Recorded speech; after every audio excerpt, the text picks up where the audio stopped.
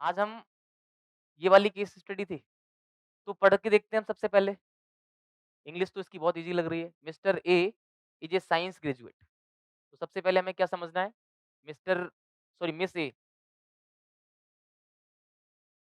है भाई, फीमेल है, ये भी ध्यान रखना। ये क्या है? साइंस ग्रेजुएट है, ठीक है? तो 2 चीज़ें क्लियर हैं इसमें। First, A is unmarried, second she is science graduate. दूसरा है, and after her recruitment she was placed at A district level office of the department of looking after environment. ऐसा कोई डिपार्टमेंट है जो एनवायरनमेंट की देख-रेख करता है यहाँ पे। उस डिपार्टमेंट में इनको प्लेस किया जाता है, डिस्ट्रिक्ट लेवल का डिपार्टमेंट, ठीक है? She is an enthusiastic and good-meaning youth having modest socio-economic background with excellent moral teaching from her parents। यानी एक नॉर्मल बैकग्राउंड से आने वाली ये लड़की है, जो enthusiastic भी है और जो काफ़ी मोरल भी है, काफ़ी इथिकल है। Miss A was appointed as an assistant director and her duty involved visit and inspection of the sites and industrial plants and reporting with her recommendations। इनकी ड्यूटी ये है कि इंडस्ट्रियल प्लांट्स वगैरह जो हैं उनको इंस्पेक्ट करना और फिर उसके बाद इसको रिपोर्ट करना, ठीक है? अब समझना, ये मोरल बैकग्राउंड से आने वाली लड़की है, साइंस की ग्रेजुएट है, ये भी ध्यान रखना, बार-बार माइंड में इस चीज़ को रखना। साइंस ग्रेजुएट है तो इंडस्ट्रियल प्लांट वगैरह में जाएँगी तो साइंस तो यूज़ करेंगी। फिर on one morning she was directed by the head of the office. Head of the office द्वारा इनको डायरेक्ट किया जाता है to urgently submit her report in relation to an industrial proposal. तो हेड ऑफ द जो HOD है वो इनको डायरेक्ट करते हैं कि आप रिपोर्ट को जल्दी से सबमिट करिए, जितना संभव हो सके उतनी जल्दी रिपोर्ट आप सबमिट करिए, ऐसा इनको डायरेक्ट किया जाता है डिपार्टमेंट के द्वारा। A junior colleague who held the charge of the same post before her said that he had visited the site and everything was as per the norm. एक जूनियर है इनकी ऑफिस में, ध्यान रहे जूनियर है, और जो सेम पोस्ट पे था उनसे पहले, उसका कहना है कि उसने साइट देखी है, वहाँ पे सब बढ़िया है, कोई भी प्रॉब्लम नहीं है। आप समझना ये ट्रैप है। And the report was ready for her signature but she insisted on the site visit. और उसने कहा कि कोई टेंशन वाली बात नहीं है, रिपोर्ट रेडी कर दी है मैंने, आप तो साइन कर दो, मैं देख के आया हूँ, सब कुछ बढ़िया है, कोई दिक्कत नहीं है। आप तो सिर्फ साइन कर दो, रिपोर्ट रेडी है, तुरंत भेज देंगे। अब आगे, her superior pressed again to submit a report. उसके सुपीरियर ने अगेन उसको फोकस किया, वो बार-बार कह रही है मुझे विजिट करना है। सुपीरियर उससे क्या कह रहे हैं? रिपोर्ट सबमिट कीजिए, प्रेशर बना रहे हैं। This has raised doubts in her mind and she rushed to the spot. इसकी वजह से सीनियर प्रेशर बना रहे हैं, जूनियर फाइल रेडी करके रखे हैं, तो इसकी वजह से उसके मन में डाउट आया और वो कहाँ जाना चाह रही है? स्पॉट पे जाने के लिए रेडी हो जाती है, जल्दी से स्पॉट पे पहुँच जाती है। To her surprise, she found many discrepancies and some of them were serious and highly hazardous। जब वो स्पॉट पे पहुंचती हैं, तो वो वहाँ क्या देखते हैं कि बहुत सारी प्रॉब्लम्स हैं और जो सीरियस नेचर की। वहाँ पे जानने के बाद उन्हें पता चलता है कि बहुत सारी यहाँ तो प्रॉब्लम्स हैं और जो उनमें से कुछ प्रॉब्लम्स तो बहुत ही ज़्यादा सीवियर कंडीशन वाली है, सीरियस वाली है। She sought explanation from the site manager, but instead of responding to her queries, he alerted her that the plant belongs to a powerful businessman having contacts at government headquarters। तो जब manager से पूछा ये सब क्या चल रहा है, उसने कहा वो सब मत पूछो, हमारे जो मालिक हैं उनके कॉन्टैक्ट्स हैं हेडक्वार्टर, बड़े बड़े लोगों से, ज़्यादा होशियार बनने की कोशिश मत करना। ऐसा उसने धमकी देने की कोशिश की। In a low voice, he added, "Our promoters are very generous and always reward friends in government." उन्होंने कहा कि बट हमारे प्रमोटर जनरस भी हैं, जो हमारे लिए अच्छा काम करते हैं, उनको हेल्प भी करते हैं। थोड़ा लो वॉइस में, समझ रहे हो? चुपके से एक प्रकार से रिश्वत देने की कोशिश। Next morning the senior asked her to submit the report that was ready before her arrival. उसके आने से पहले नेक्स्ट मॉर्निंग में सीनियर कहते हैं वो रिपोर्ट सबमिट कर दिए, जो आपके आने से पहले रेडी है। सबमिट करने के लिए बोलते हैं उसी रिपोर्ट को। She tried to explain that there were serious lapses and it is not advisable. Senior कह रहे हैं जो रिपोर्ट रेडी है आप उसी को साइन करके भेज दीजिए। बट वो ये कहती है कि वहाँ पे सीरियस प्रॉब्लम है और जो रिपोर्ट सबमिट की जानी है, उसमें उन चीज़ों को हाइलाइट नहीं किया जा रहा है। तो इसलिए उसका कहना था कि वो रिपोर्ट सबमिट अभी नहीं करना चाहती है। अब आगे देखिए, however the senior was adamant and at last he questioned that this could be damaging to her career. वो जिद पे अड़ जाता है, एडमेंट है, जिद्दी है। उसने कहा कि अगर आपने रिपोर्ट सबमिट नहीं की, तो तुम्हारा करियर खराब कर दूँगा। आप आगे चल के आज पढ़ाएँगे आपको अपार, अपार रिपोर्ट होती है, ठीक है? एनुअल अप्रेज़ल जो होता है, उसमें आपकी पूरी रिपोर्ट जाती है कि आपने क्या किया, क्या नहीं किया। उसने कहा कि आपकी अपार रिपोर्ट खराब कर देंगे जो आपके करियर को नुकसान पहुँचाएगा। क्लियर है? अब क्या होगा He cautioned this could be damaging to her career. Most colleagues, excepting a few, advised her to follow the suit. ज़्यादातर कलीग कहने लगे क्यों फालतू की झंझट में पड़ रही हो, जो कह रहे हैं वही मान लो, ठीक है? और एक्सेप्ट कर लो चीज़ों को। क्यों किसी भी प्रकार के झगड़े को आप फालतू में मोल ले रहे हो, मान जाओ। इस प्रकार से सजेस्ट करने लगेंगे। कुछ ऐसे लोग होंगे जो कहेंगे नहीं नहीं गलत के खिलाफ खड़े हो जाओ। अब ऐसी सिचुएशन है और ऐसी सिचुएशन में आपको क्या करना है, delineate the thought process she might have undergone. अब आपको बताना है किस थॉट प्रोसेस से वो अंडरगोन करेगी, यानी इनडायरेक्टली इसमें क्या पूछा गया है, इथिकल डायलेमास, इथिकल इश्यूज। कौन कौन से इथिकल इश्यूज हैं जो उसके सामने आएंगे। What are the options before Miss A, Miss A के सामने कौन कौन से ऑप्शंस हैं। Third, what would you advise her as a well wisher friend, आप वेल विशर फ्रेंड होने के नाते इसको क्या एडवाइस करेंगे, नहीं बेस्ट ऑप्शन क्या होगा और वो क्यों होगा। 4 क्वेश्चन है और आप लोगों को आज मैं टाइम दे रहा हूँ 10 मिनट का, आंसर करो। मैंने पूरी केस स्टडी समझा दी है और फटाफट से चारों क्वेश्चन के आंसर लिखो।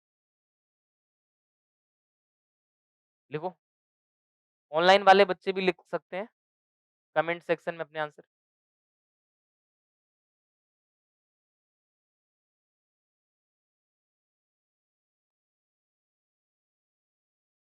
लिखो, अब समझ में आ गई बेटा, कर पाओगे, करो। प्रेशर लेना बंद करो। एक तो जबरदस्ती प्रेशर नहीं लेना है चीज़ों का। ऐसा नहीं है टफ है चीज़ें, हम कई बार मान लेते हैं टफ, इसलिए भी टफ लग रही हैं। बहुत सारे एथिकल इश्यूज दिख रहे हैं। तन्वी, लिखो।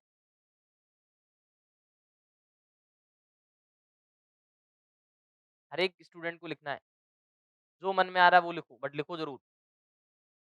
And your time is up 11:21। ठीक है, अब आप लोग लिखना बंद कर दें। सबसे पहली जो लर्निंग आप लोगों ने ली होगी वो यही ली होगी कि when you are having 11 minutes then also you can not solve the case study completely. And ये कोई ऐसा डरने वाली बात नहीं है, ये कंडीशन होगी। अभी इसलिए है क्योंकि आपने वो प्रैक्टिस नहीं किया है। पर ध्यान रहे, इस चीज़ को बहुत रिलैक्स से लेना भी नहीं है कि चलो कोई बात नहीं सीख जाएँगे, समझे? तो उसको सीरियस लेना है, सीरियस नोट पे लो कि अभी आप नहीं लिख पा रहे हैं, बट एग्ज़ाम में आपके पास प्रेशर होगा, 15 मिनट्स मैक्सिमम होंगे जिसमें से 4 मिनट आपको पैराग्राफ पढ़ना है, मैक्सिमम 5 मिनट में पढ़ना है। और आप सोचो प्रेशर सिचुएशन है, प्रेशर वाली सिचुएशन है, वहाँ पे आपको बीच-बीच में वो साइन कराने भी आएँगे, मालूम है मेंस में साइन कराने भी आते हैं और 3 घंटे का टाइम है। कभी-कभी आपका मन करेगा थोड़ा-सा हाथ में आपके दर्द होने लगेगा। ऐसी तमाम सिचुएशंस के बीच में प्रेशर है और आपको की स्टडी करनी है, थोड़ा तो स्पीड बढ़ाओ आप, ठीक है? और स्पीड बढ़ाने का सबसे बेस्ट तरीका है प्रैक्टिस, ठीक है? वो कहावत है ना हिंदी में कि करत करत अभ्यास के जड़ मत होत सुजान और रसरी आवत जात से सिल पर होत निशान। ये हिंदी आपको समझ में आ गई? कई लोगों को नहीं समझ में आई होगी क्योंकि ये लोकल फ़ॉक है कि जब आप प्रयास करेंगे तो जड़ मतलब मूर्ख व्यक्ति, वो भी सज्जन बन जाता है, ठीक है? एक सिल होता है नॉर्थ इंडिया में बोलते हैं जिसपे आपका मसाला वगैरह ग्राइंड करने के लिए बार-बार, हाँ, क्या बोलते हैं सिलबट्टा, हाँ, तो बार-बार उसपे कोई भी चीज़ अपन ग्राइंड करते हैं तो उसपे भी निशान पड़ जाते हैं। तो सेम प्रैक्टिस का है, तो आप लोग प्रैक्टिस करिए, प्रैक्टिस करोगे तभी आपके मन में पॉइंट्स जनरेट होंगे, तभी आप चीज़ों के बारे में सोच पाएँगे।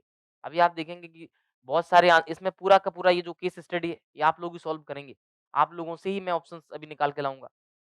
तो जो बच्चे नहीं कर पाए हैं, उन्हें डरना नहीं है, बट रिलैक्स भी नहीं बैठना है। आपको प्रयास करना है। जब प्रयास करोगे, तभी आप आगे बढ़ोगे, ठीक है? तो एट लीस्ट केस स्टडी जैसे मैंने कल आपको बोला था कि 2020 की बची हुई केस स्टडी आप लोगों को कर लेनी चाहिए। कोशिश करो जितनी भी केस स्टडी आप करेंगे, मैं ये प्रयास कर रहा हूँ आप लोगों के लिए कि लगभग 200 केस स्टडीज़ कहीं से कंपाइल करके आप लोगों के लिए प्रोवाइड कर दी जाएँ, ठीक है? ऐसा हम प्रयास करेंगे। ऐसा कोई प्रॉमिस नहीं है, ऑनलाइन वाले प्रिमांशु सर को मैसेज मत करने लगना ज़बरदस्ती कि सर वो 200 की स्टडी वाली फाइल कहाँ है? हमने आपसे बोला कि प्रयास करेंगे और प्रयास मतलब 99% मैं कोशिश करूँगा कि आप लोगों को प्रोवाइड किया जाए, ठीक है? और वो आपको प्रैक्टिस करनी है, सिर्फ़ ऐसे घर पे रख मत लेना सॉफ्ट फाइल को, प्रैक्टिस करो, क्योंकि प्रैक्टिस ही आप लोगों को यहाँ तक ले आएगी। ऐसे कई स्टूडेंट्स होंगे जो हो सकता है 1-2 पॉइंट ही जनरेट कर पाए हों, जिनके माइंड में यही नहीं आ रहा होगा कि पॉइंटर्स कहाँ से लाएँ, एथिकल इश्यू समझ में नहीं आ रहे हैं, ठीक है? अभी जब आप लोगों में से बच्चे जब एथिकल इश्यू बोलेंगे, तब आपको लगेगा हाँ यार, ये भी तो हो सकता था, मैंने दिमाग क्यों नहीं लगाया, ठीक है? तो मैं आप में से जिससे पूछूँगा वही आंसर देगा, ठीक है? तो सबसे पहले कौन-कौन सी थॉट प्रोसेस है जो वो अंडरगोन कर रही है, यानी कौन-कौन से एथिकल इश्यूज़ उसके माइंड में चल रहे होंगे? रुक जाओ, मैं जिससे पूछूँगा वही आंसर करेगा। सबसे पहला एथिकल इश्यू तन्वी बताएगी। बताओ तन्वी।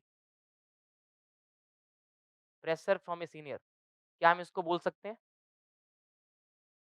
कोएर्शन फेस कर रही है वो, एक प्रकार से, ठीक है? To submit the report, coercion from senior या pressure from senior to submit the report without examining that, ठीक है? आप इस प्रकार का डाल सकते थे। दूसरा जो है वो मनीष बताएगा। कौन सा एथिकल इश्यू फेस किया मनीष? यानी ब्राइब वर्सेस एथिकल कंडक्ट, ये भी एक एथिकल इश्यू फेस करेंगी। तीसरा आप बताओ बेटे, लास्ट में। हाँ, हाँ, कौन सा इश्यू है? जो इन दोनों के सिवा आपको लगता है कि वो फेस करेगी? हाँ, आएँगे अभी। समय तुम्हारे पास आएँगे, समय से आएँगे। बताओ, आप बताओ। सोच सकते हो आप, इसलिए तो आपसे पूछा है। हाँ, कौन-सा एथिकल डायलेमा फेस करेगी? कौन-सा एथिकल इश्यू? किसके बीच में एथिकल डायलेमा? आपको क्या लगता है इस केस स्टडी में कौन-सा एथिकल डायलेमा फेस करेगी वो?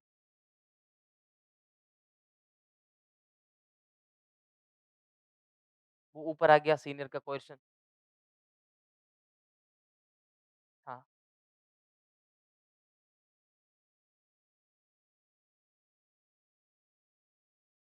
नहीं ये एक प्रकार से हम कर चुके हैं। हाँ, अभी कोई व्यक्ति बोला है वो शांत रहे, वो एथिकल इश्यू है, ठीक है। अब आप बताओगे, समय के जस्ट पीछे। नहीं आप बताएँगे बेटे, राजस्थान भावनगर कनेक्शन आप बताएँ। हाँ, वेरी गुड। इसमें आप देखेंगे कि एक प्रकार से उसका करियर प्रोग्रेशन एट रिस्क है, ये भी इश्यू है। अब उसके बाद आप बताएँगे बेटा, लोकल हैं जो बड़ोदरा से, बताओ क्या चीज़? फाइल का load, work pressure, work pressure नहीं है, वो तो ऊपर अपन कर चुके हैं ना कोएर्शन टू सबमिट रिपोर्ट। पिंकल आप बताओ, क्या इश्यू है? क्या चीज़?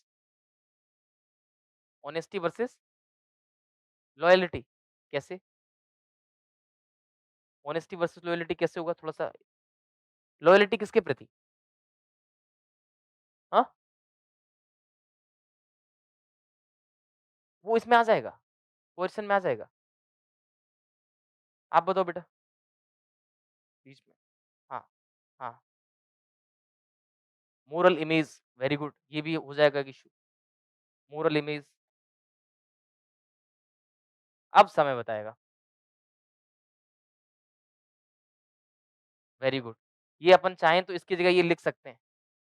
यहाँ पे जो है लिखा है ना हमने, इसकी जगह ये लिख देंगे और भी बढ़िया हो जाएगा कि public welfare versus personal interest. Personal interest क्या है आपकी? Career progression. अगर नहीं आ रहा है वर्ड, तो जो आपको वर्ड आ रहा है, वो लिख दीजिए। क्योंकि पर्सनल इंटरेस्ट तो करियर प्रोग्रेशन ही है ना? जो रिस्क में पड़ने वाला है। अगर उसको बचाएँगे, तो पब्लिक इंटरेस्ट कॉम्प्रोमाइज़ हो जाएगी। क्लियर है?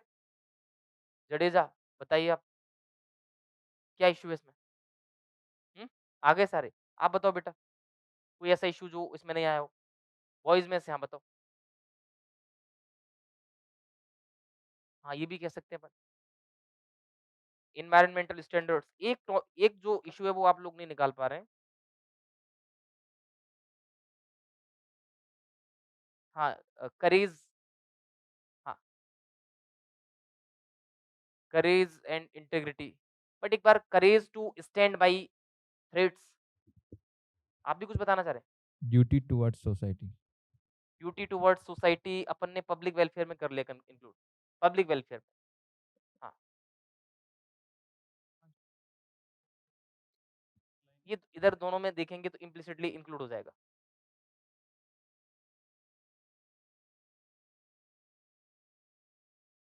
हाँ, अब तुम सही आ रहे हो इश्यू पे। बताओ बेटा।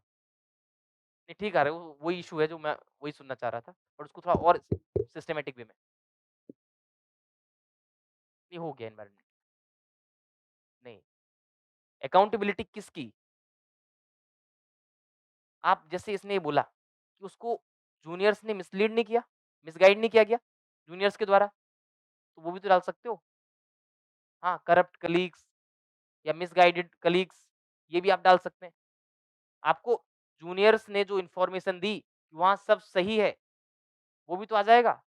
फिर आप देखेंगे कि यहाँ पे हमसे रिपोर्ट वो माँगी जा रही है जिसमें हम पूरी तरह से चेकिंग नहीं कर पा रहे हैं, जाँच नहीं कर पा रहे हैं, ठीक है? तो ये तमाम इश्यूज़ हैं, बाकी का 4-5 इश्यू तो आपने निकाल ही लिए। अब ऐसा थोड़ी है कि हम 12-15 इश्यू लिखते ही रहेंगे उसमें, बट ऐसा तो है ही, एटलीस्ट ऐसा कोई नहीं होगा जो ये इश्यू न निकाल पा रहा हो। लगभग सारे बच्चे अपने-अपने लेवल पे अपने-अपने नाम निकाल कर के ला रहे हैं। ये बात अलग है कि वो कुछ इसमें मिल जा रहे हैं, बट आप लोग जो भी पॉइंटर्स दे रहे हैं, वो गलत नहीं है। तो कोशिश यही करना कि कॉपी पेस्ट के चक्कर में ना पड़े। जो वर्डिंग आपकी है, वो ठीक वर्डिंग है, खराब नहीं है। तो वही इश्यूज़ रखने हैं, ठीक है? तो यही इन्हीं तमाम इश्यूज़ के बीच में वो कन्फ्यूज़ हो रही है। ये तमाम चीज़ें चल रही हैं और हर एक व्यक्ति के मन में चलते हैं। आप इमेजिन करो, कहीं आपको जाना होता है ना, तो मन में ये सब चलता है कि नहीं चलता है? जैसे मान के चलो आप में से किसी को प्रीलिम्स देने जाना है, तो मन में चलता है पेपर में ये ऐसा आएगा, ये ऐसा आएगा, ऐसा आ जाएगा तो इसको ऐसे हैंडल कर लेंगे, वैसा हो जाएगा तो वैसे हैंडल कर लेंगे। ठीक है? ऑनलाइन स्टूडेंट्स ने भी बहुत अच्छे-अच्छे आंसर दिए हैं, तो यू आल्सो डिजर्व एप्रिसिएशन। जैसे वैदेही ने कहा है कि personal benefit versus social good, moral absolutism versus selective ethical. Personal benefit, career है ना, कैरियर बोला ना उसने कि आपका कैरियर बिगाड़ देंगे। उधर उसने बोला क्या? अगर आप हमारे लोगों को सपोर्ट करेंगे, आपको भी हम देख लेंगे, है ना? वेरी गुड, ये भी आ जाएगा। हाँ, बिल्कुल आ जाएगा कि लीगल प्रोसेस ही फॉलो नहीं हो रही उसमें, ठीक है? तो ये तमाम इश्यूज़ आ जाएँगे, समझ में आ रहे हैं ना? तो अब मेरे हिसाब से तो आप लोगों ने 10-12 इश्यू निकाल दिए, जबकि एग्ज़ाम में आपको 4-5 ही लिखने, ठीक है? तो मेरे हिसाब से सफिशिएंट इश्यू निकल आए और थोड़ा-सा अगर आपको टाइम 10 मिनट की जगह आधा घंटा दे दिया जाए, तो आप लोग ही 10 इश्यू निकाल के रख देंगे। इसीलिए तो मैं आपसे कह रहा हूँ थोड़ा-सा टाइम दिया करो केस स्टडीज़ को, आप लोग सक्षम है निकालने में। अब इसके बाद नेक्स्ट क्वेश्चन जो इसमें है, वो क्या है? ऑप्शंस क्या-क्या अवेलेबल हैं? अब ऑप्शंस ध्यान रखना, ऑप्शंस निकालने से पहले आप लोग स्टेक होल्डर आइडेंटिफाई कर लिया करो, ठीक है? क्योंकि स्टेक होल्डर एक बार हम आइडेंटिफाई कर लेंगे, तो फिर हमारे लिए इश्यू निकालना टफ नहीं रहेगा। तो पहले स्टेक होल्डर अपन देख लेते हैं कौन-कौन है। एक तो आप हैं स्वयं, और ध्यान रखना चाहिए, आप कौन हैं?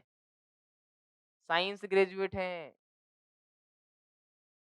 क्योंकि आपको इंस्पेक्शन करना है एनवायरनमेंट में। साइंस ग्रेजुएट हैं तो आपको किसी के ऊपर डिपेंडेंस नहीं है। हाँ, सॉरी ए, सॉरी ए है आप। हाँ, ए को देख लो, ए क्या है? साइंस ग्रेजुएट है, ठीक है? आप अपने आप को स्टेक होल्डर मत बनाना है, ठीक है? क्योंकि आप सिर्फ सजेस्ट करेंगे, ठीक है? आप एक दोस्त हैं, और दोस्त डायरेक्टली केस में इन्वॉल्व नहीं है, वो आप अपने दोस्त के द्वारा इन्वॉल्व हैं। फिर आप देखेंगे दूसरा कौन है? सीनियर, जो आपको क्या कर रहे हैं? फोर्स कर रहे हैं, रिपोर्ट सबमिट करने के लिए, वो भी अनवेरिफाइड रिपोर्ट। आपके जूनियर्स हैं, जो आपको क्या कर रहे हैं, मिसगाइड कर रहे हैं। और कौन है? कंपनी का जो साइट मैनेजर है, वो, ठीक है? वो आपको फ़ोर्स कर रहा है कि अगर आप अगेंस्ट में गए, तो आपको रिपरकशन झेलने पड़ेंगे। क्यों? क्योंकि यहाँ के जो ओनर हैं, उनके कॉन्टैक्ट्स कहाँ हैं? हेडक्वार्टर में कॉन्टैक्ट है। समझ रहे हो? अब ये स्टेक होल्डर है, आपने कितने आइडेंटिफाई किए? 1, 2, 3, 4, इतने डायलेमा निकाल देना आप। समझ रहे हो? जो सॉरी इतने हमारे सामने ऑप्शंस होंगे। तो पहला ऑप्शन बड़ा क्लियर है, सीनियर की बात मान लो। अगर आप सीनियर की बात मान लेंगे, प्रॉस क्या होंगे? कैरियर आपका बच जाएगा और ठीक-ठाक से आपको प्रमोशन मिल जाएगा। नुकसान क्या होंगे? आप क्या हैं? मोरल व्यक्ति हैं। आपको मोरल डिसोनेंस फेस करना पड़ेगा। बार-बार अंतरात्मा आपकी आपको कचोटेगी कि भई क्या कर दिया तुमने? नहीं करना चाहिए। दूसरा क्या होगा? आप बात ना माने। ये तो ऑप्शन सब लोग निकाल ही लेते होगे ना, एक तो मान लो, एक नहीं मान लो। नहीं मानोगे तो आपका जो मोरल वर्थ है वो बच जाएगा। ध्यान रहे दूसरे ऑप्शन को कैसे बनाना है। आप उसकी बात नहीं मानेंगे और आप कहेंगे आप उस चीज़ पे साइलेंट भी रहेंगे। आप ये कह देंगे मैं ये रिपोर्ट आपको साइन करके नहीं दे सकता, बट आप इस इश्यू को रेज़ भी नहीं करेंगे। आप बच जाएँगे एथिकली, आप करप्शन के ट्रैप में नहीं फँसेंगे। तीसरा क्या है, आप गलत रिपोर्ट सबमिट कर देंगे। ऊपर कर चुके हैं आप गलत रिपोर्ट सबमिट। दूसरा क्या है, आप ना तो बात मानेंगे और साथ में इस चीज़ की जो शिकायत है, वो हायर लेवल पे करेंगे। नेगेटिव ज़्यादा फेस करना पड़ेगा। बट पॉजिटिव क्या है, इससे हो सकता है सिस्टम क्लीन हो जाए। चौथा आप क्या करेंगे, मीडिया की सहायता लेंगे, व्हिसल ब्लोइंग करेंगे ताकि ये जो सिस्टमैटिक प्रॉब्लम है, उसको उजागर किया जाए। तो ये वो ऑप्शंस हैं जो लगभग हर एक व्यक्ति निकाल सकता है। अब इसमें कोई ऐसा नहीं है कि अलग से कोई हम आपका एक नया एलियन बनाएँगे या फिर आपका शक्तिमान आएगा, समस्या सॉल्व कर देगा, ऐसा कुछ नहीं करना है बेटे। जो आपके पास अवेलेबल चीज़ें हैं, उन्हीं को आपको कुक करना है। ठीक है? तो 4 ऑप्शन तो मिनिमम 4 ना सही 3 तो निकाल ही लेंगे। बात मान लेंगे, नहीं मानेंगे, मीडिया में रिपोर्ट कर देंगे, ऐसी चीज़ों में। फिर है एक वेल विशर फ्रेंड होने के नाते आप क्या सजेस्ट करेंगे? तो आपका सजेशन हमेशा कैसा होना चाहिए? एथिकल। आप क्या कहेंगे? नहीं, झुकना नहीं है। समझ रहे हो? कुछ भी हो जाए, अनएथिकल नहीं होना है। ये करेंगे आप। क्यों? फिर आप रीज़न बताएँगे। अगर आज आपने उसको अनएथिकल कर दिया, सजेशन दे दिया, तो इससे एक रॉन्ग प्रेसिडेंट सेट होगा। अगर वो एथिकल रहेगी, तो हो सकता है कि सिस्टम में क्लीन चीज़ें हो जाएँ। तो इस प्रकार के रीज़निंग आप देंगे अपने सपोर्ट और इस प्रकार से आपकी केस स्टडी सॉल्व हो जाएगी। ठीक है? ऐसा कुछ नहीं है जिसके लिए हमें कुछ अलग से कंटेंट तैयार करना पड़े। हाँ, आप इसमें जब भी आप रीज़न दें, तब आप ये चीज़ हमेशा ध्यान रखें, आप एक्ट्स का हवाला दें, कि हम इस एक्ट के द्वारा प्रिवेंशन ऑफ करप्शन एक्ट के तहत इनको पनिश करवाएँगे। ठीक है? व्हिसल ब्लोइंग एक्ट के तहत अपने लिए प्रोटेक्शन सीक करेंगे। तो ये इस प्रकार का फ़ोल्डर आपके पास रेडी होना चाहिए, जिसमें आप ज़िक्र कर सकें। ठीक है? जैसे उसने आपसे अपार रिपोर्ट खराब करने की बात की है, तो आप क्या करेंगे? रिटन में माँगेंगे। समझ रहे हो? रिटन में आप माँगेंगे। तो ये प्रोसेसेस आपको पता होनी चाहिए। अगर इन प्रोसेसेस को आप प्रॉपर्ली उसमें कोट करेंगे, तो आपकी केस स्टडी अच्छी बनेगी। हाँ, जैसे बीच का रास्ता, मतलब आप ये बोल रहे हैं कि जो जो सजेशन में हम बीच का रास्ता नहीं चुन सकते? जैसे हाँ,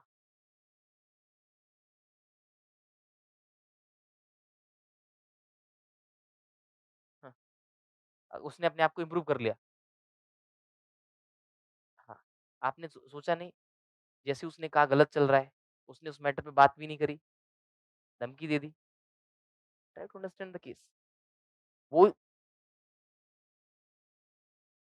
नेगोशिएशन अगर आप करेंगे, ये आपके अनएथिकल एटीट्यूड को शो कर देगा कि सामने वाला व्यक्ति आपसे बात भी नहीं करना चाह रहा। जब आप उससे आप गए ना इंस्पेक्शन पे, यहाँ लिखा हुआ भी तो है, पढ़ो। जब आप इंस्पेक्शन पे गए, ठीक है? यहाँ पे देखेंगे, शी sought explanation आपने एक्सप्लेनेशन माँगी, उसने क्या किया? Instead of responding to her query यहीं पे खत्म हो जाता है वो ऑप्शन, समझ रहे हो? आप हायर लेवल पे नहीं, केस के बियॉन्ड नहीं जाना है, केस तक ही रहना है लिमिटेड, यही तो प्रॉब्लम है। केस के बियॉन्ड जाएँगे तो हो सकता है आप ओनर से बात करें, समझाने की कोशिश करें, वो करना ही नहीं है, इसीलिए तो केस स्टडी है। आपको केस दिया गया है लिमिटेशन में रहने के लिए, क्या नहीं कर सकते? हाँ, ये आप सजेस्ट कर सकते हो कि सीनियर को आप पर्सुएड करने की कोशिश करें, ये ऑप्शन हो सकता है। अगर आप ऐसा कुछ करना चाहते हैं, सीनियर प्लेयर है इसमें, उसको आप पर्सुएड कर सकते हैं। उससे टाइम माँग सकते हैं, उसको समझा सकते हैं, ठीक है? जब वो नहीं माने तो रिटन में माँग सकते हैं। हाँ, हाँ, नहीं ये एसओपी होता है बेटा, ये स्टैंडर्ड ऑपरेटिंग प्रोसीजर होता है, ये आपके डिपार्टमेंट में ही होता है। बट ऐसा नहीं होता कि आप प्राइवेट में आपका किसी ऐसे व्यक्ति से जाके बात करने की कोशिश करें, जिसके लिए आप ऑथराइज़ नहीं है। अगर रिलायंस में कुछ गड़बड़ हो रहा है, तो आप रिलायंस के साइट मैनेजर से ही बात करेंगे। ऐसा नहीं होगा कि आप अंबानी जी को कॉल कर देंगे उसके लिए, ये एसओपी नहीं होता, समझ रहे हो? तो जब आप डिपार्टमेंट में काम करेंगे या कोई सरकारी अधिकारी होगा तो आपको पता होगा। आप अपने डिपार्टमेंट में अपने सीनियर अधिकारी से कॉन्टैक्ट कर सकते हैं, बट किसी और विभाग में हमें ये चीज़ें एक्सप्लोर नहीं करनी है, ठीक है? और केस स्टडी में हमेशा ध्यान रखना कोशिश हमें यही करनी है, जो केस है, हम वहीं तक अपने आप को लिमिटेड रखें, ठीक है? और हायर अथॉरिटीज़ का मतलब ये है कि आपका सीनियर आपको प्रेशराइज़ कर रहा है, तो आप उनके सीनियर को अप्रोच करें, ठीक है? बट हम प्राइवेट प्लेयर में अपनी चीज़ें प्राइवेट प्लेयर के बीच में नहीं ले जाएँगे क्योंकि उसके लिए आप ऑथराइज़ नहीं है। क्या चीज़ ना हो? क्या ना हो? बॉस ना हो, लॉस ना हो। हाँ, तो इसमें उस व्यक्ति को लॉस ना हो, बीच का रास्ता लॉस भी ना हो। बीच का रास्ता क्या ही हो सकता है आप बताओ? कुछ हो ही नहीं सकता। आप ह जैसे ही अपना लॉस बचाएँगे, बीच का रास्ता निकालने की कोशिश करेंगे, आप अनएथिकल हो जाएँगे। आपने तो सिंपल एक्सप्लेनेशन माँगी थी ना, कि ऐसा गलत क्यों कर रहा है? अगर वो एक्सप्लेनेशन में कह देता है कि मैं सही कर लूँगा, तो आप बीच के रास्ते में उसको टाइम देकर के चीज़ें सही करा सकते थे। बट उस व्यक्ति ने उस पे रिस्पॉन्ड करना ही उचित नहीं समझा ना। यहाँ पे एटीट्यूड का पूरा गेम है। सामने वाले का एटीट्यूड ही है अनएथिकल रहना। वो जानबूझ के अनएथिकल है। उसने आपको धमकी भी दी है, थ्रेटनिंग भी है उसमें और आपको सीनियर से भी थ्रेटन मिल रहा है कि आपका करियर खराब कर देंगे। तो बीच का रास्ता मीन्स कंप्रोमाइज़ और प्रैक्टिकल ग्राउंड पे आप कुछ भी करें, एथिक्स के पेपर में आप क्या करेंगे? अनकॉम्प्रोमाइज़िंग, एथिकल, समझ रहे हो? हाँ, मीडिया वाला ऑप्शन बीच का हो सकता था। मीडिया और देखो, डिपेंड करता है। जैसे मान के चलो, आपने सीनियर को मैसेज किया या सीनियर को अपने मैटर उठाया, तो आप ये लिखोगे अगर सीनियर से भी कोई आपको सॉल्यूशन नहीं मिल रहा है, चूँकि ऑलरेडी उसमें लिखा है, वहाँ भी उसके कॉन्टैक्ट हैं, तो आप प्रयास करेंगे। अगर वहाँ से भी सॉल्यूशन नहीं निकलेगा, तब आप मीडिया में जाएँगे। मीडिया या व्हिसल ब्लोइंग लास्ट ऑप्शन होना चाहिए, जब भी आप आंसर्स लिखें तो। नहीं, नहीं, ऐसा थोड़ी एक लिखना है। आप सीनियर्स भी लिखेंगे, ये भी लिख सकते हैं या आप सीनियर को स्किप करना चाहें, सीनियर को स्किप कर दीजिए। बट मेरे हिसाब से सीनियर लिखिए, वो ज़्यादा बेहतर है। क्या चीज़ जस्टिफाई नहीं करना? नहीं, हाँ, अगर आप कोई एक ऑप्शन चूज़ कर रहे हैं, उसको फिर जस्टिफाई करना है आपको। जैसे अगर मीडिया आप चूज़ करेंगे, तो उसमें आप लिखेंगे कि आपने सीनियर से प्रयास किया पहले, बट जब सीनियर ने नहीं माना, तब आपने मीडिया का ऑप्शन चुना। बट ध्यान रहे, हमेशा कोशिश ये करो कि घर के मैटर घर में ही सुलझ जाए, बाहर ना लाना पड़े, ठीक है? तो हमेशा ऐसा ऑप्शन चूज़ करना है, जिसमें एथिक्स भी बचा रहे, समझ रहे हो? सीनियर भी इन्वॉल्व हो जाए और एंड में आप ये बता दें अगर इनसे भी काम नहीं चलेगा, then in the end I will seek protection under whistleblowing act and will report it to the media और senior authorities इस प्रकार से। हाँ, हाँ, हाँ, मीडिया है ना? ठीक है, ठीक है। दोनों का नेक्सस बना हुआ है, तो उसका भी तो सुपीरियर होगा। अब आप ये कहना चाह रहे हैं कि उसका सुपीरियर कोई नहीं है, ये सबसे सुपीरियर है, ऐसा कहना चाह रहे हैं क्या? तो हाँ, उस केस में यही तो होता है, जैसे मान लो आप डीआईजी हैं, रिज़ाइन नहीं, ये भी नहीं होना चाहिए। ये आपका मोरल एस्केपिज़्म को दर्शा रहा है। रिज़ाइन कभी भी नहीं करना है। ये बता रहा है कि आप मोरल ड्यूटी से भाग रहे हैं, नेगेटिव एटीट्यूड है ये, ठीक है? तो आपको कोशिश ये करनी है कि हायर अथॉरिटी को और ऐसा माना जाता है जो सीनियर लेवल की ब्यूरोक्रेसी होती है, कोई तो सही होगा। अब ये मत सोचना कि सर सब आपका मिले हुए हैं, तो फिर वो आप कहीं न कहीं हमें ये दर्शाएगा कि हम एक अलग ही एटीट्यूड में चल रहे हैं, जिसमें हम मान रहे हैं सभी बुरे हैं। ऐसे एटीट्यूड को अवॉइड करना है। कोशिश हमें ये करनी है कि गलत से गलत चीज़ में, जैसे कीचड़ में ही कमल खिलता है टाइप का, वो थिंकिंग रखें, ठीक है? हर एक चीज़ में पॉजिटिविज़्म निकाल के लाना। हाँ, फोर्सफुली लाना है पॉजिटिविज़्म।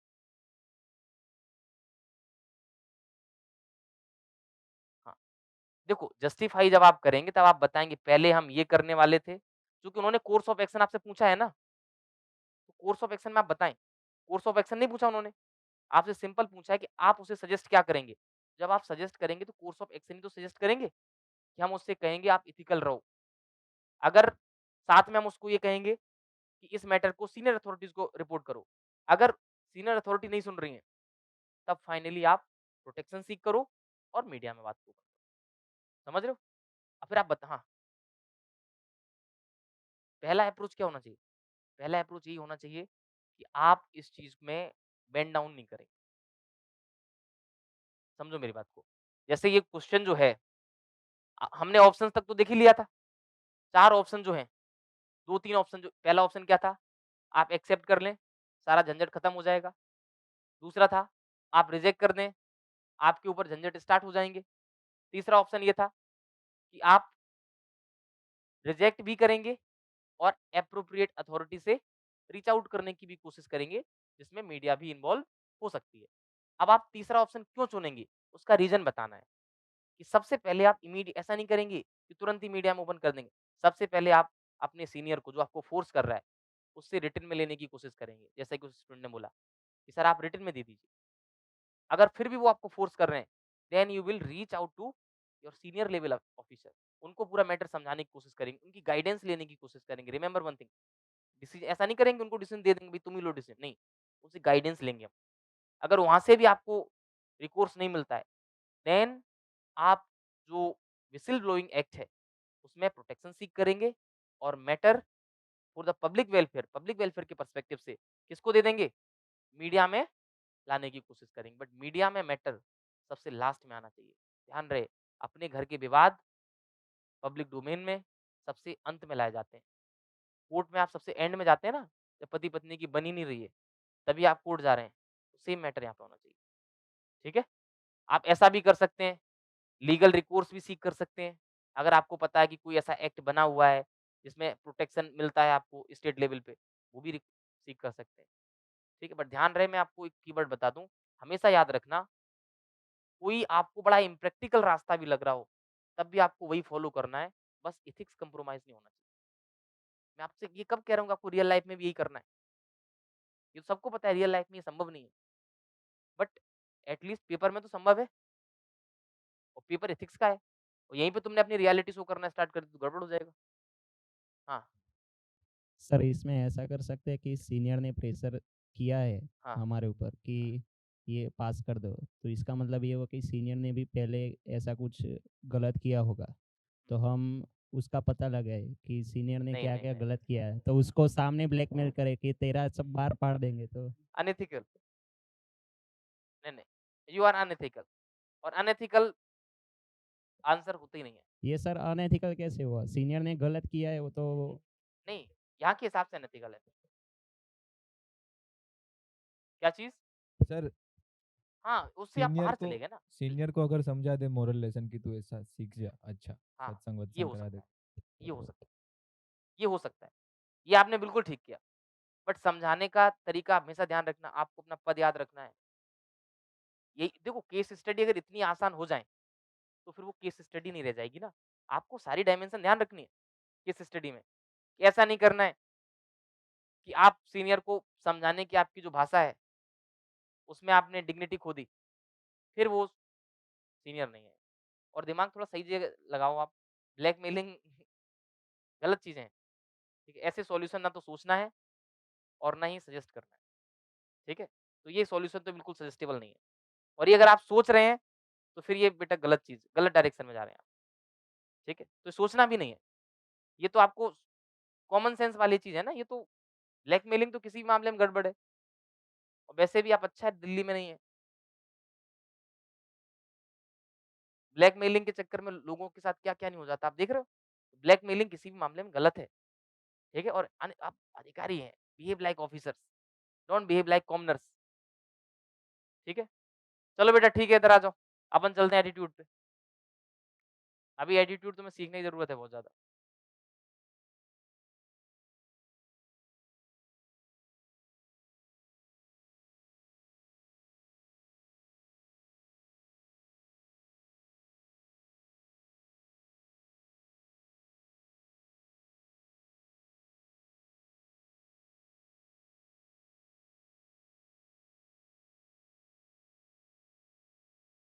अब आप लोग थोड़ा शांत हो जाइए।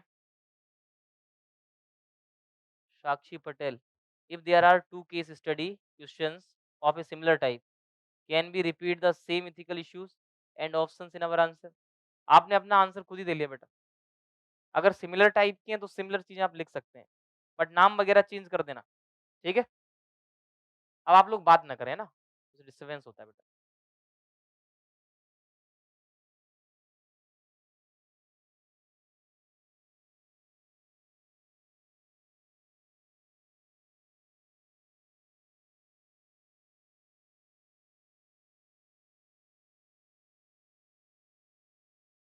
एटीट्यूड चेंज, तो किसी भी व्यक्ति का एटीट्यूड कैसे चेंज हो सकता है? तो इसके भी कुछ 2-3-4 थ्योरी है। पहली थ्योरी है कॉम्प्लायंस, ठीक है? तो कॉम्प्लायंस कोई भी व्यक्ति कैसे करेगा? अगेन बिहेवियर उसका चेंज करना है हमें। नॉन कॉम्प्लायंट कब होंगे आप? जब आप सामने वाले की बात मानने के लिए रेडी नहीं है। तो हम कॉम्प्लायंस प्रमोट करके यानी फेवरेबल बिहेवियर प्रमोट करके उस व्यक्ति का एटीट्यूड चेंज कर सकते हैं। जैसे इसमें आप देखोगे कि किसी को रिवार्ड दे दो किसी भी काम के लिए तो वो बिहेवियर प्रमोट हो जाएगा। पनिशमेंट दे दो वो बिहेवियर एक प्रकार से डिमोट हो जाएगा। ठीक है? अब यहाँ पे थोड़ा ध्यान दे लें आप लोग। तो compliance refers to a change in behaviour based on consequences. जब हम किसी भी व्यक्ति के बिहेवियर में कॉन्सिक्वेंसेस के बेसिस पे चेंज करना चाहें तो वो क्या कहलाता है? कॉम्प्लायंस कहलाता है। जैसे आप देखेंगे the individual does not necessarily experience changes in belief और evaluations of an attitude but rather is influenced by the social outcome of adopting a change in behavior। जैसे मान लो कोई आप बिहेवियर अपना रहे हैं और आप बिहेवियर के बारे में क्या सोचते हैं क्या नहीं सोचते मैटर नहीं करता, बट आपको पता है कि इसके बाद आपको सोशल बैकलैश फेस करना पड़ेगा। ठीक है, तो इसके कारण भी कई बार आप देखेंगे कि लोगों का एटीट्यूड बदल जाता है। मन में क्या चल रहा है वो मैटर नहीं करता, उनको पता है इसके बाद कॉन्सिक्वेंस क्या होंगे वो मैटर करते हैं। जैसे हो सकता है कई लोग ऐसे हों जो नॉन वेज फूड तो खाना चाहते हैं बट उनको पता है कि उसके बाद जो कॉन्सिक्वेंस हैं वो बहुत बुरे हो जाएंगे। इसके चक्कर में वो पॉजिटिव एटीट्यूड शो कर रहे हैं नॉन वेज फूड ना खाने के प्रति। ठीक है, तो कई बार लोग कॉन्सिक्वेंसेस के डर से भी बिहेवियर चेंज कर लेते हैं। जैसे आप देखोगे change in behaviour of an individual in hope to gain rewards और avoid punishment from another group or person. इसमें सबसे बेहतरीन एग्जांपल एक ये भी आ जाएगा, लोग हेलमेट इसलिए पहन रहे हैं क्योंकि उन्हें पुलिस वाले का डर है, पैसे जाने का डर है कि जैसे ही किसी ने आपको बिना हेलमेट के देखा तो वो आप पे 5,000 रुपए का चालान कर देगा। तो इस डर से आपने हेलमेट पहनना स्टार्ट कर दिया। ठीक है? जैसे आप लोगों का भी मुझे बताया गया कि जब आप क्लास अटेंड नहीं करते हैं तो आई थिंक 100 रुपए का फाइन लगता है। तो 100 रुपए के फाइन के डर से अगर आप में से कोई व्यक्ति क्लास आना स्टार्ट हो जाए तो ये क्या है? कॉम्प्लायंस है। ठीक है? कॉन्सिक्वेंस के डर से। ठीक है? तो जब कॉन्सिक्वेंस के डर से आप एक ठीक-ठाक बिहेवियर करना स्टार्ट कर दें, तो उसको हम क्या बोलते हैं? कॉम्प्लायंस बोलते हैं। ठीक है? दूसरा है आइडेंटिफिकेशन। आइडेंटिफिकेशन का मतलब है कि आप अपने आप को कुछ मानते हैं। जैसे मान लो कोई व्यक्ति छात्र नेता है, स्टूडेंट लीडर है, तो स्टूडेंट लीडर को जिस प्रकार से बिहेव करना चाहिए, वैसे ही आप बिहेव करना स्टार्ट कर देते हैं, तो क्या कहलाएगा? आपका एटीट्यूड जो चेंज है वो किस लिए हुआ? Just because of identification. आप अपने आप को उस ग्रुप में आइडेंटिफ़ाई करते हैं। जैसे आपने देखा होगा कि आप जैसी एज में मान लो कोई व्यक्ति 22-23 साल का है, क्योंकि 22-23 में तो आप लोकसभा के इलेक्शन नहीं लड़ सकते। मान लो 26-27 साल के हो जाते हो और आपको लोकसभा का चुनाव लड़ना है। तो आप ये देखेंगे लीडर का आइडेंटिफिकेशन क्या है? ये सब पहनते हैं लोग, भले ही आपको पसंद नहीं है, but you want to identify yourself as a leader, then you started wearing all these dresses, then your attitude will be changed. हो सकता है कि बचपन में आपको ना पसंद हो, बट चूँकि आप अपने आप को नेता के तौर पे आइडेंटिफाई करने के लिए ऐसा करेंगे, तो ये आपका जो एटीट्यूड है वो आइडेंटिफिकेशन की वजह से आया। जैसे कुछ लोग, अब जैसे आप लोग बीएपीएस के सदस्य हैं, बहुत सारे लोग, तो बीएपीएस के सदस्य होने के नाते आपको अपने आप को ऐसे आइडेंटिफाई करवाना है, तो तिलक आपको लगाना पड़ेगा। ऐसा सही बात है ना? तिलक पुट करना पड़ेगा, ठीक है? बॉयज़ की बात कर रहा हूँ। अब जैसे मान लो कोई तिलक पुट करके नहीं आ रहा है, तो इसका मतलब है कि वो कहीं न कहीं अपने आप को उतना स्ट्रॉन्ग मेंबर आइडेंटिफाई करवाने के लिए रेडी नहीं है। समझ रहे हो? और जो एकदम स्ट्रॉन्ग मेंबर अपने आप को आइडेंटिफाई करवाते हैं, तो मैंने देखा कि उनकी माथे पे तिलक आपको डेली देखने को मिलेगा। सही बात है ना ये? अब जैसे आप देख रहे हैं, I am not having that tilak on my face, which means I may not identify myself with the group. ठीक है? Lot many of you are not having that tilak. कई लोगों के में नहीं है। जैसे समय समय ऊपर करना नहीं है, पीछे वो उसके में भी नहीं है, समय के पीछे बैठे उनके में भी नहीं है। तो इसका मतलब हो सकता है कि ये लोग उतना स्ट्रांगली अपने आप को आइडेंटिफाई ना करते हो। ठीक है? इसलिए नहीं है। अब जैसे मान लो कोई कट्टर हिंदू है, तो कट्टर हिंदू आप कब आइडेंटिफाई होंगे? जब आप भगवा पहनेंगे। ठीक है? तो कई लोग भले ही वो पहनना पसंद ना करते हो, बट अपने आप को वहाँ से आइडेंटिफाई करवाने के लिए वो काम करने लगते हैं। जैसे आईएएस आपको बनना है, आईएएस लोगों का बिहेवियर कैसा होना चाहिए, उससे आप अपने आप को आइडेंटिफाई करवाने के लिए क्या करने लगते हैं, अपने बिहेवियर में वैसे ही चेंजेस करने लगते हैं। तो उसको हम क्या बोलेंगे? आइडेंटिफिकेशन के द्वारा चेंज आप कर रहे हैं। ठीक है? जैसे आप देखेंगे स्टूडेंट्स या चिल्ड्रंस एटीट्यूड ऑन रेस या पॉलिटिकल पार्टी के हिसाब से, अपने पेरेंट्स के हिसाब से वो पॉलिटिकल पार्टी को चूज़ कर लेते हैं। तो ये क्या है? आइडेंटिफिकेशन है। जैसे इमेजिन करो या सपोज़ करो आप में से कुछ लोग ऐसे होंगे जो आपका एक पर्टिकुलर पॉलिटिकल पार्टी उसके सपोर्टर हो। क्यों? उनको ऐसा लगता है कि उनके घर में कोई सदस्य है जो उस पॉलिटिकल पार्टी से एमएलए है, कैबिनेट मिनिस्टर है, और चूँकि आप अपने आप को उस घर से आइडेंटिफ़ाई करते हैं और उस घर का मतलब है एक पॉलिटिकल पार्टी। ठीक है? ऐसा होता है। नॉर्थ में तो बहुत होता है। चाचा विधायक का जो कॉन्सेप्ट है, वो यहीं से आया है। ठीक है? कि लोग अपने आप को एक पर्टिकुलर पॉलिटिकल पार्टी से इसलिए आइडेंटिफ़ाई करते हैं। जैसे आप देखेंगे जो लोग अर्बन एरियाज़ में रहते हैं, वो अक्सर राइटिस्ट पार्टीज़ से अपने आप को आइडेंटिफ़ाई करते हैं। ठीक है? और जो लोग दबे-कुचले हैं, बैकवर्ड हैं, हो सकता है वो लेफ्टिस्ट पार्टीज़ से अपने आप को आइडेंटिफ़ाई करें।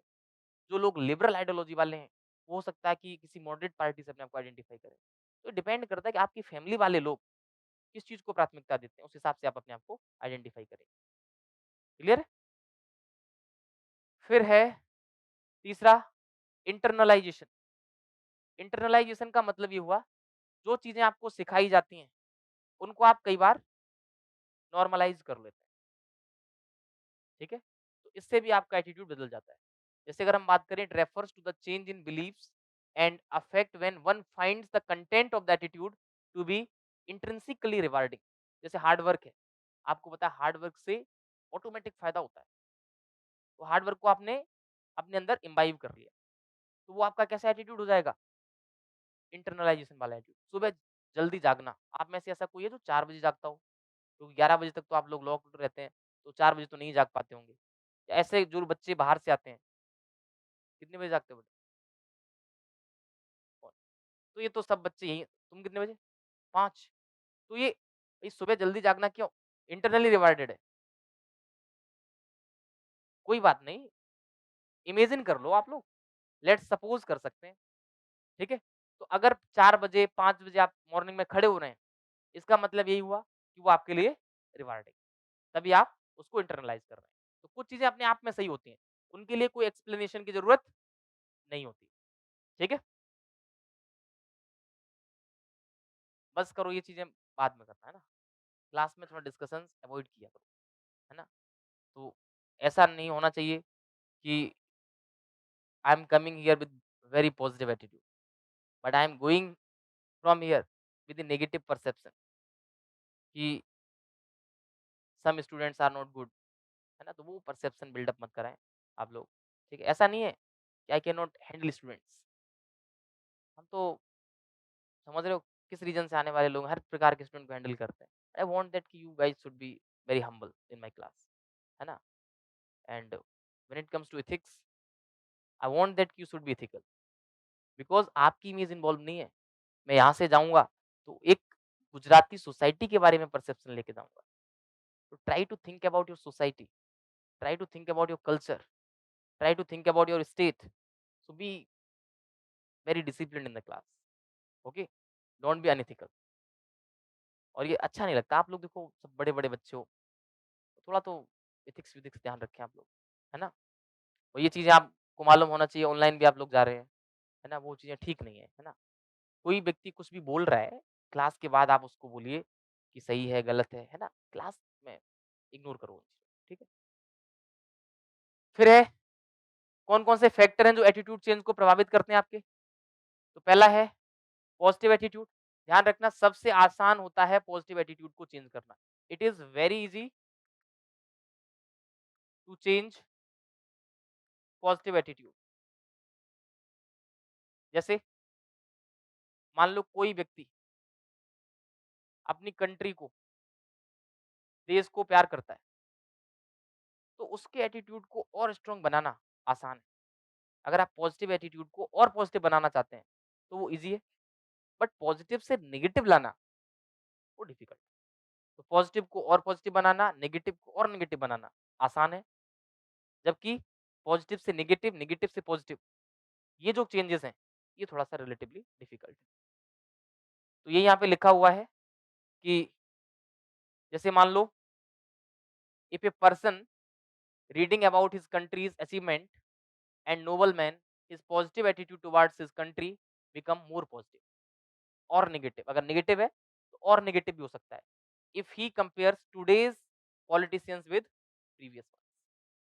तो जैसे आज के पॉलिटिशियन को आप देखोगे तो हमेशा हमें ये सिखाया जाता है आज के पॉलिटिशियन खराब हैं, उस समय के अच्छे थे। आप देखेंगे अपनी लाइफ स्पान में 20-22 साल के भी आप लोग हैं, जब आप 50 साल के होंगे तब आप कंपेयर कर रहे होंगे कि when I was a young boy, I was studying in BAPS, then there were two leaders from my state who were ruling the country and they were very ethical, they were very hardworking. But today's politicians are involved in misconducts, wrongdoings. So you may develop some negativity also. Okay? If you are having a negative attitude towards politicians. So it depends on the situation. Situation changes, your attitude may become more negative or positive. Clear? Next अगर हम बात करें, अगर attitude change करने की जो request है वो क्रेडिबल इंसान कर रहा है, जिस पे आप भरोसा कर सकते हैं, तो आपका एटीट्यूड जल्दी चेंज हो जाएगा, ठीक है? जैसे आप ये सोचो कि कोई रोड पे खड़े होके जिसकी कोई क्रेडिबिलिटी ना हो और वो आपसे ये कहे कि आपको कोई पर्टिकुलर नोट्स पढ़ने हैं, जिससे आप आईएएस बन जाएँगे, तो मुझे नहीं लगता आपका एटीट्यूड चेंज हो जाएगा, बशर्ते आपकी मानसिक स्थिति विकृत ना होनी चाहिए। अगर विकृत मानसिक स्थिति है तो आप ये कहेंगे नहीं-नहीं मैं तो उसी की बात मानूँगा।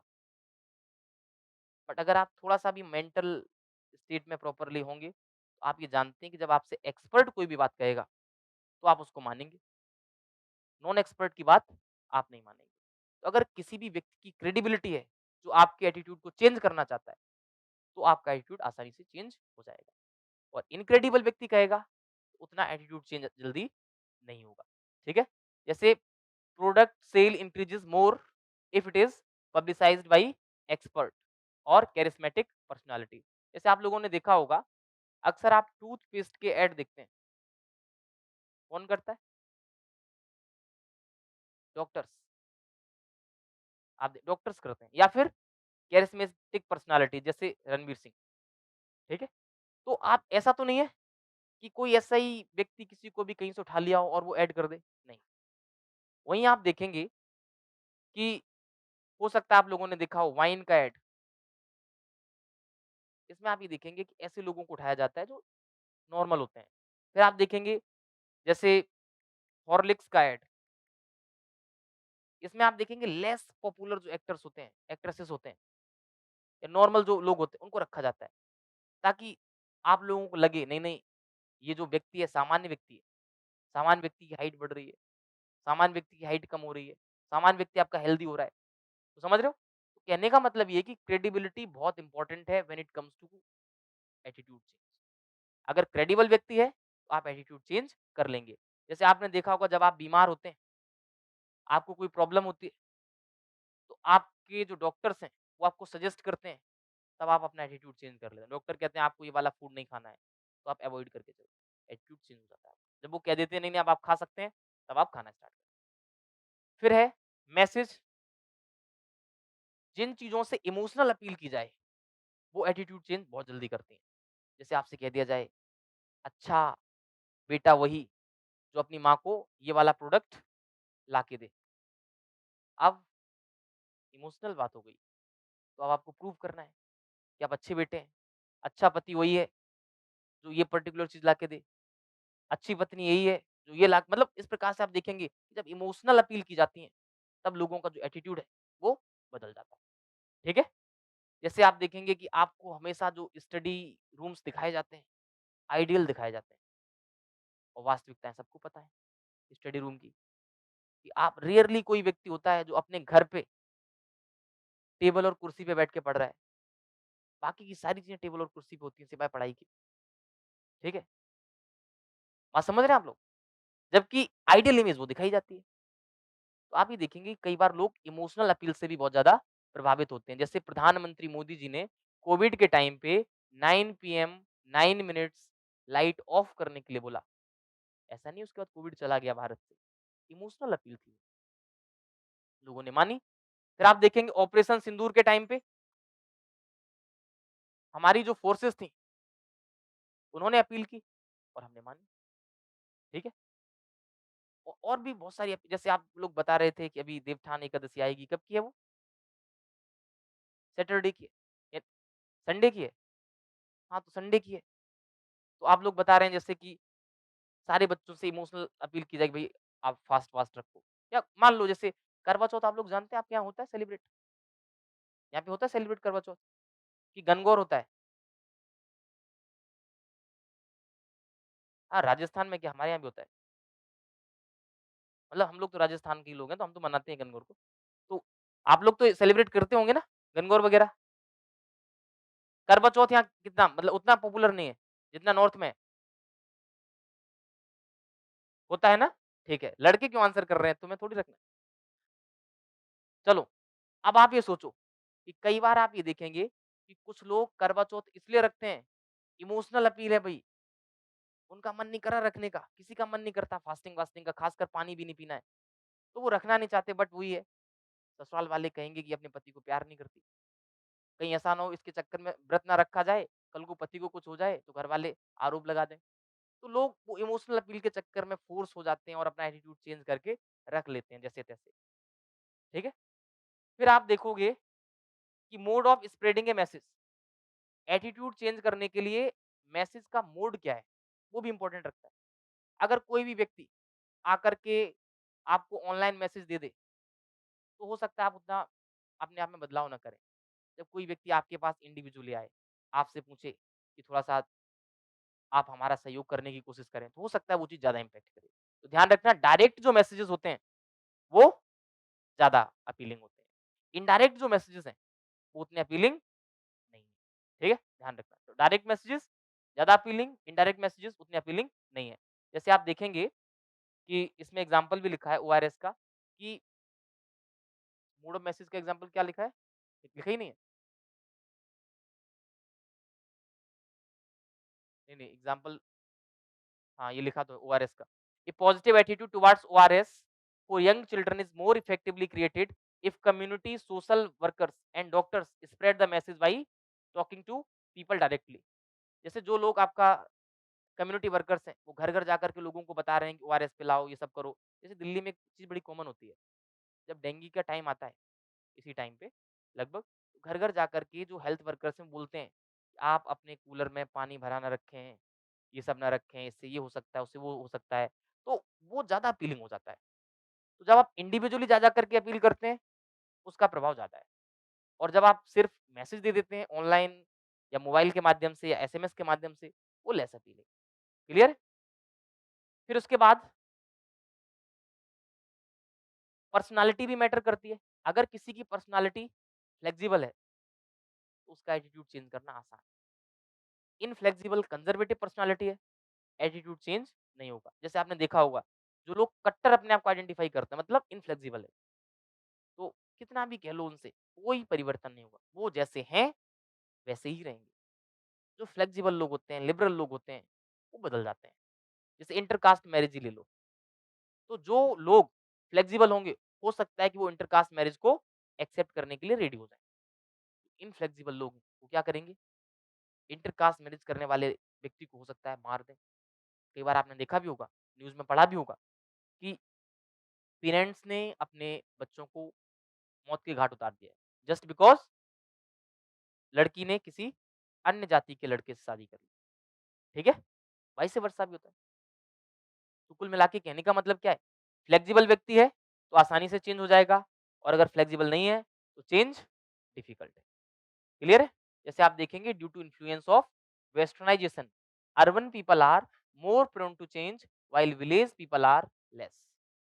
वेस्टर्नाइजेशन की वजह से आप देखोगे गाँव के जो लोग हैं, सॉरी शहर के जो लोग हैं, वो जल्दी चेंज हो जाते हैं क्योंकि यहाँ वेस्टर्न इन्फ्लुएंस ज़्यादा है, ग्रामीण क्षेत्रों में नहीं।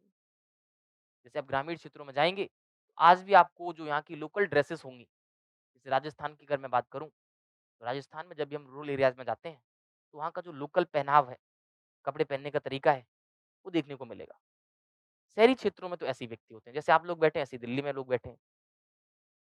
बट हो सकता है कि जो ग्रामीण क्षेत्र होगा, गुजरात का, वहाँ का पहनने का जो तरीका है कपड़े, वो डिफरेंट हो सकता है, ठीक है? तो क्योंकि गाँव के लोग जल्दी चेंज अडॉप्ट नहीं करना चाहते, शहर के लोग करना चाहते हैं। शहर में ज़्यादा बदलाव होते हैं, ठीक है? तो ये हमने क्या देखे,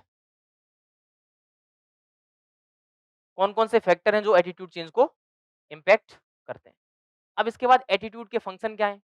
एटीट्यूड लोग किसी भी प्रकार का एटीट्यूड रखना क्यों चाहते हैं? तो सबसे पहला फंक्शन है यूटिलिटेरियन।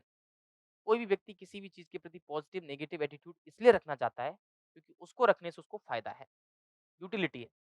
जैसे एग्ज़ाम्पल के लिए कोई पॉलिटिकल लीडर है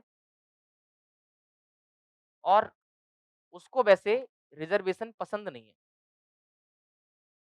ऐसे कई लीडर होंगे, जब वो इलेक्ट नहीं हुए थे, तो रिज़र्वेशन के खिलाफ बोल रहे थे। एक बार इलेक्ट हो गए, अब उनको पता है कि रिज़र्वेशन के खिलाफ बोले वो, तो एक जाति विशेष या धर्म विशेष के लोग उन्हें वोट नहीं करेंगे। तो उन्होंने कहा कि बेहतर यही है, मेरे लिए फ़ायदा किसमें है? इस वाले एटीट्यूड में, वही एटीट्यूड रखिए। फिर आप देखेंगे कि जैसे मान लो कोई व्यक्ति किसी एक कॉन्स्टिट्यूएंसी से चुनाव लड़ रहा है और उस कॉन्स्टिट्यूएंसी में कोई कम्युनिटी विशेष के लोग डोमिनेट करते हैं, उनकी वो वोटिंग ज़्यादा है। भले ही वो व्यक्ति जातिवादी ना हो, बट फिर भी वो जातिवादी बन जाएगा। क्यों? उसको कम्युनिटी विशेष का वोट चाहिए, जिससे कि उसका इलेक्शन जीतने का जो सपना है, वो साकार हो जाए। ऐसा आप लोगों ने देखा हो? जब आपके यहाँ इलेक्शन होते हैं, तब आप देखोगे कि फलानी कम्युनिटी पे किसी व्यक्ति ने कमेंट कर दिया, किसी और कम्युनिटी के व्यक्ति ने उस पे कमेंट कर दिया, फिर उस कम्युनिटी के लोग आपका उसके खिलाफ प्रोसेशन निकाल रहे हैं।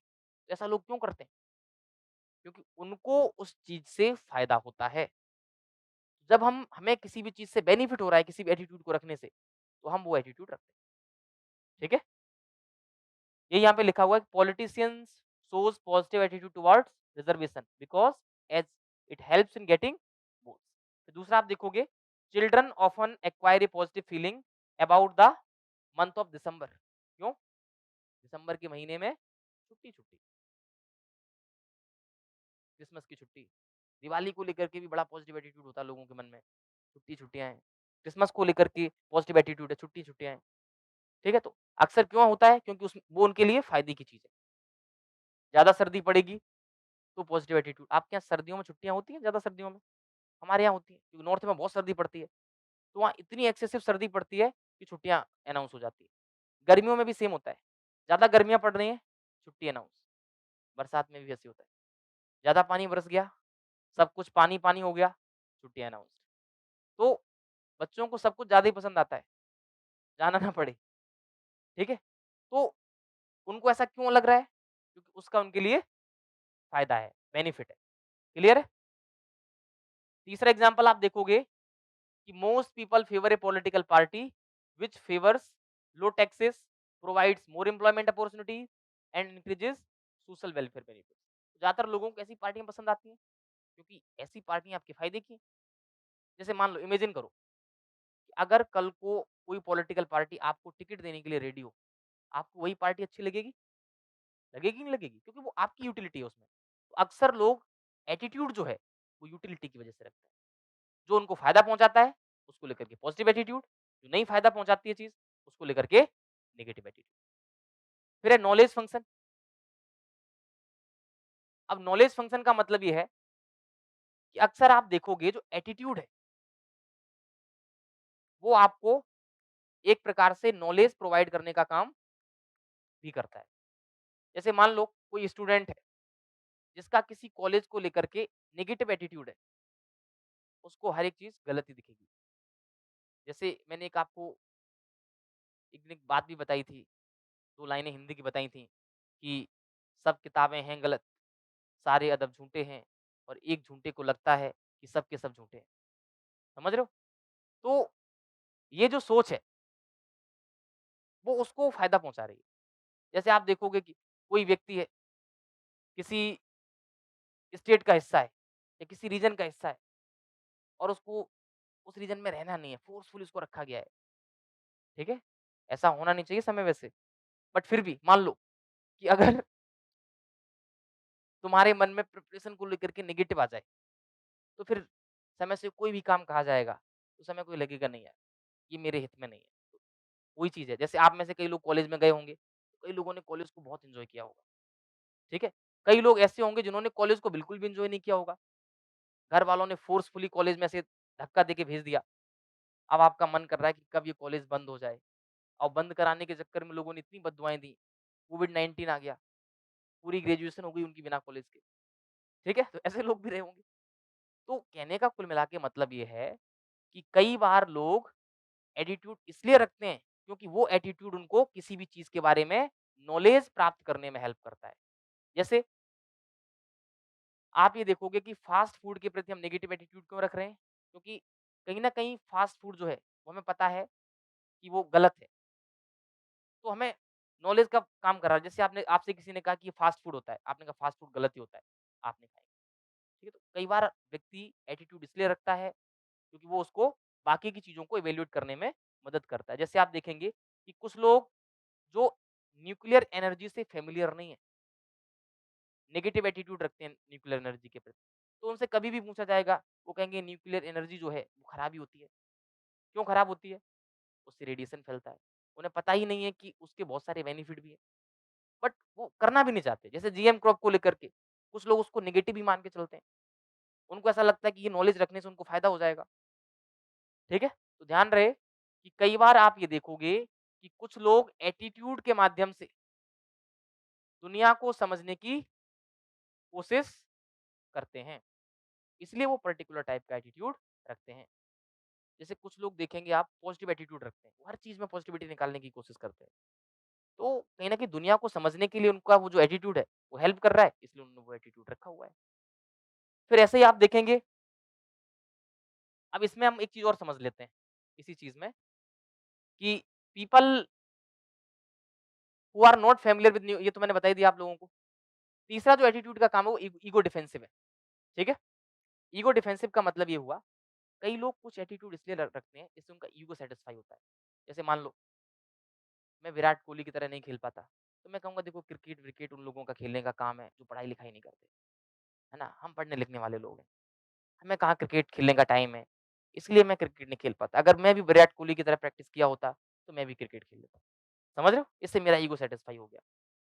इन प्लेस अगर मैं ये एक्सेप्ट करूँगी नहीं, नहीं मैं विराट कोहली जितना टैलेंटेड नहीं हूँ। मैंने क्या किया?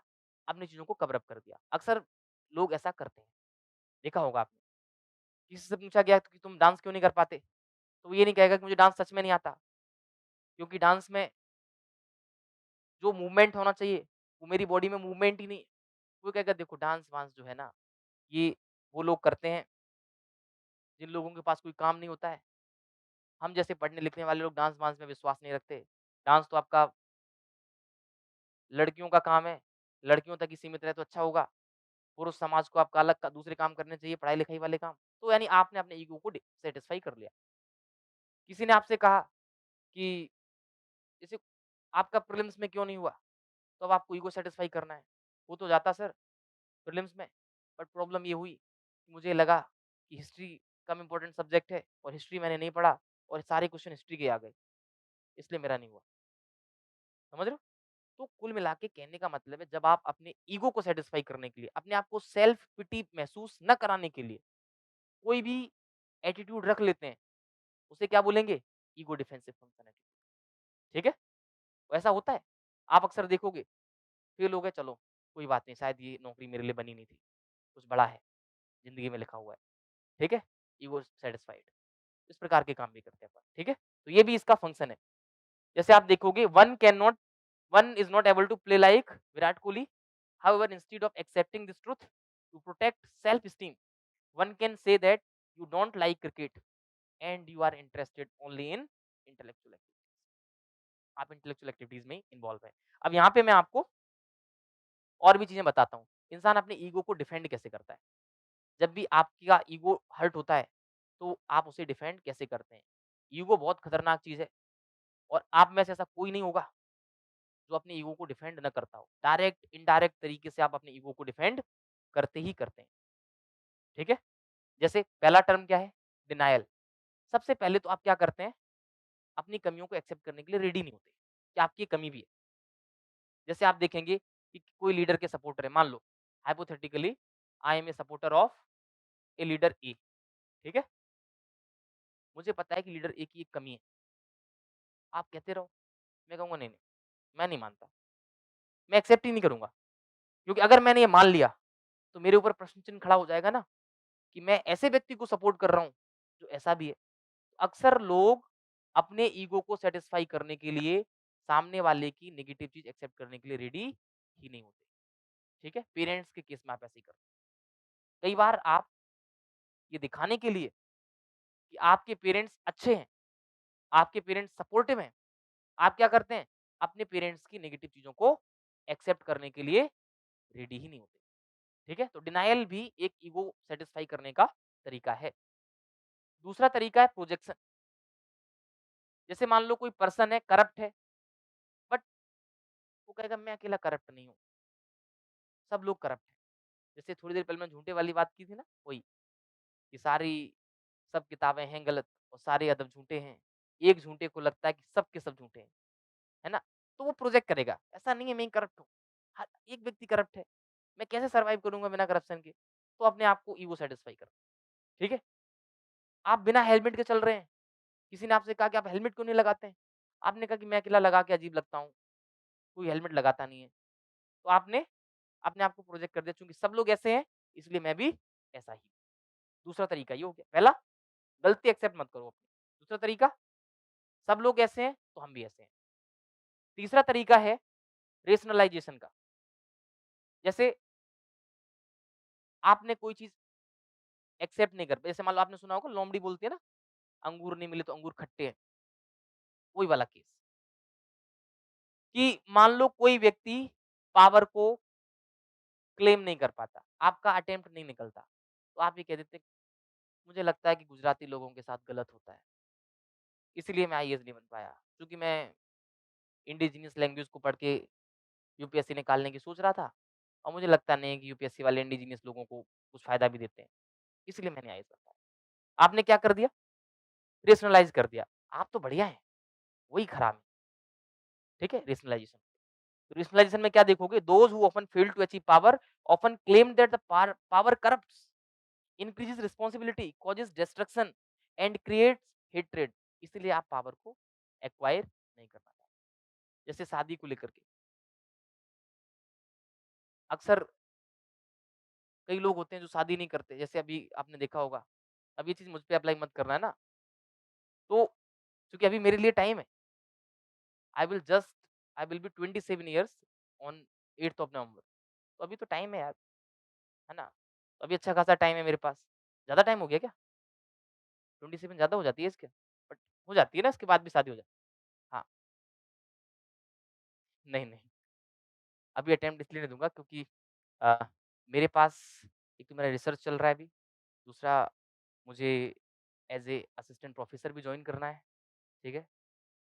कॉलेज को, तो पहले वो सारी चीज़ सेटल कर लूँ, फिर फ्री होकर के अटेम्प्ट दूँगा, ठीक है?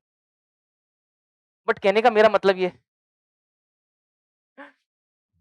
तो यहाँ पे आ जाते हैं अपन, रेशनलाइज़ेशन पे।